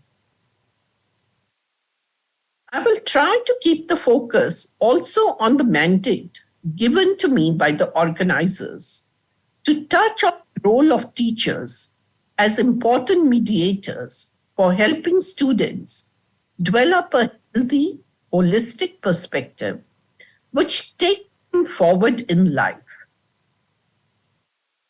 The question arises, how we life ahead? And what do we tell the community of learners whom we face every day? What is this business of life for which they prepare themselves? What are the theoretical, normative aspects which the student must relate to? Can it be sufficient as a learning process to face the world? Or we need to teach them certain empirical aspects, the practicalities of life, an understanding of which will help our budding youngsters to go ahead in a realistic way. Definitely, we have to integrate theory, practices, and the realities. But in this exercise, what should be our goal, aim, and our approach? My suggestion, or rather thinking, is that in attempting to integrate these three elements, the purpose should be to prepare the student to confidently and effectively handle life to which he or she should be able to connect, which gives happiness and contentment. Which life are we referring to? A particular stage of growing up? No, absolutely not. We need to prepare students for a life in a continuity mode, which consists of their roles in various sectors, in different phases in student life, peer and educational institutions, and related to many associations, in their working life, in their home life, and within that, as part of different phases, when they are a child, an adolescent, an adult, an older person, with relationships in numerous networks and cycles of growing up. Thus, the role of the teacher is going beyond teaching at the school level to equip the student to handle their life beyond school, not just by streamlining their career path, but how to make sense of these to derive happiness, to maintain a healthy balance, to work towards mental well-being in all circumstances, be it in institutional frameworks, whether they are educational or work organizations, or home environments.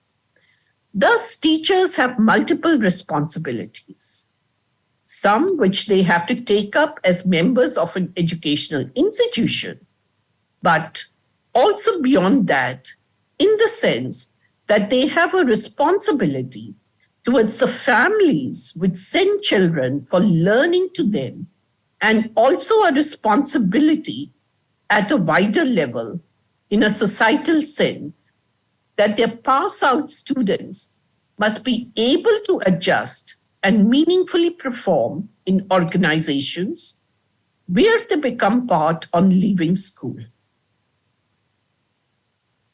A teacher has a lifelong role to play, and their teachings must impact the student not only for a short time, but have an enduring, endless effect. Thus, it is extremely pertinent that the teacher develop tools which allow her or him to deliver a holistic approach of knowledge which shapes the full personality, behavior, and character of the student to be significant in a durable way. The crux of this matter is holding and giving values which shape us up. You have got me right. For teachers to deliver, the first step is that they must the values which are beneficial in the long run of life. The thing is that teachers who are pivotably placed in the teaching process must reflect the aura of happiness, the quotient values which are worthy to possess by the society's standards, and importantly, attract the student to them in a lifelong bond of being a role model. The action component should not be one-dimensional in the sense of being limited to the pull factor only for the student, but must have the family of the student also be part and parcel of it. For this to happen, the teacher has to make efforts to be connected with students' family, with its members of all ages. I'm not suggesting here that this teacher has to visit the families or have physical proximity, but what is required from a societal or sociological perspective of the role of teachers is for an awareness of the student's family environment, a range of factors that can hamper or encourage the growth of the student, and use these aspects to develop a student-centered plan for contributing to the respective students' mental health and well-being. It is a plan which also equips the student to improve the atmosphere in her or his home, setting in order to maintain an overall balanced environment. It is a dual-edged task, which is within parameters of the National Education Policy Framework. This, for me, is an approach that enhances learning by integrating theory and practice. A methodology where the teacher has to apply her or his professional knowledge in a variety of settings to serve the community, as we all recognize that the teacher has a wider role to play than just being an employee or part of an educational institution, irrespective of the level of association, whether primary or secondary, whether in a junior or senior level. The scholarship, therefore, consists of and must do of professional learning and of varied experiences which mold the character of the teacher as well as of the student. The teacher has to engage student in the learning process in the classroom setting by sharing experiences which allows for applying knowledge, reflecting on its uses, observing it both in classroom and outside environments, and then realizing and digesting it as a contributory factor to holistic development of the child bringing in mental health and well-being perspective. The learning has to have functional attributes that makes both the teacher and the student better and ties them in a bond mutually beneficial to growth.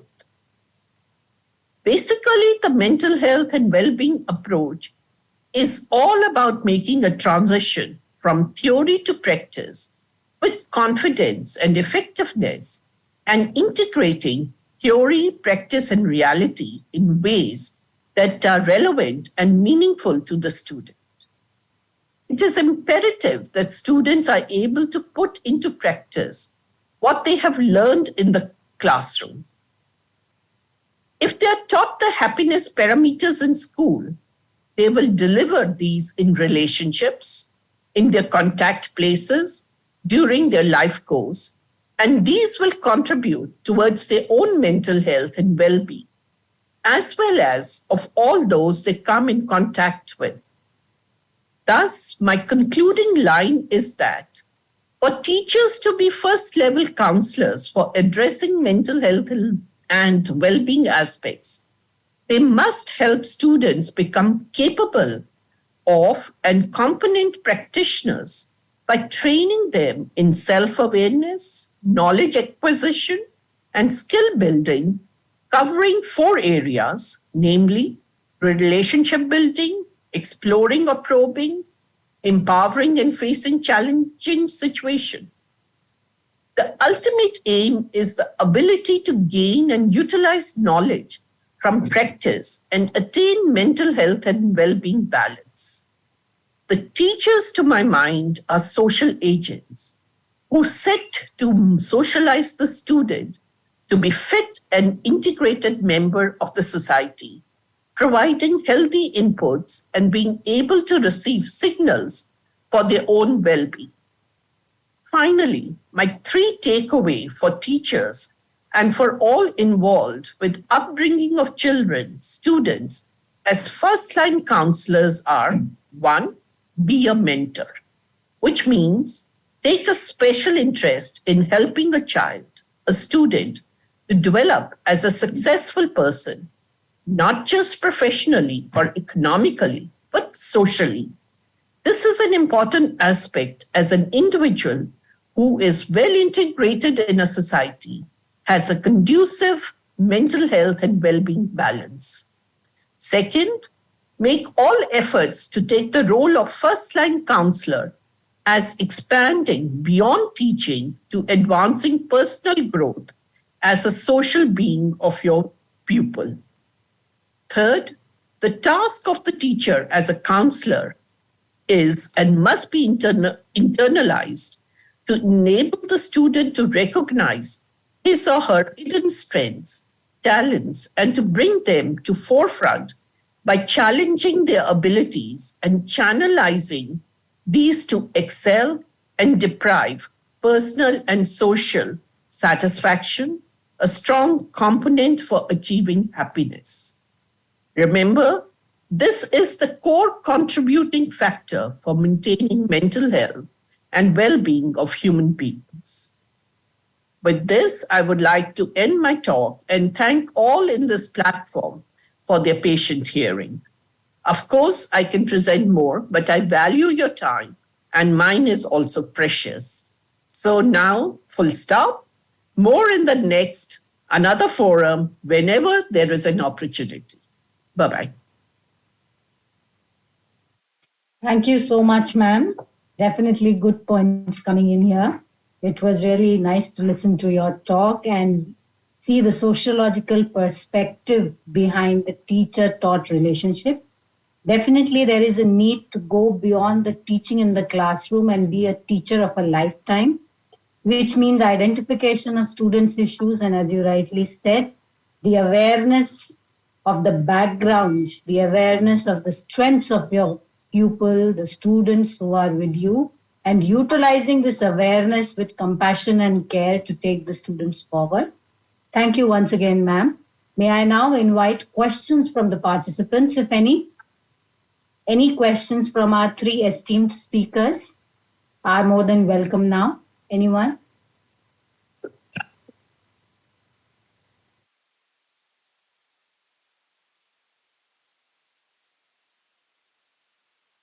People who have joined on the NCERT events may write their questions in the chat board. I can access it and I can put it through to our experts.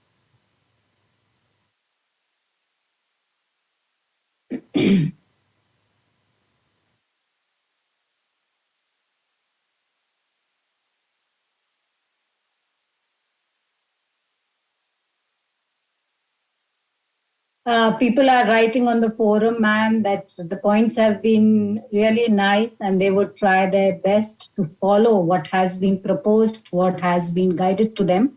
And I really hope that the efforts they make towards this direction are well received and well acknowledged by stakeholders also. So thanking you on behalf of all our viewers, listeners, and participants, and from the organizing team. Thank you very much, Dr. Pant, Dr. Sunita Devi, Dr. Shankar Das. It was a pleasure, and thank you so much for bringing out time to share your experiences and learning with our participants. Thank you, ma'am. Wishing you a very good evening. Thank you. Thank you. Enjoyed the session. Thank you. So we meet tomorrow again for the third and final lap of our conference, which would start tomorrow at 10 a.m. with the sessions as scheduled and shared with you. So calling it a day today. Good evening and see you all tomorrow. Namaskar.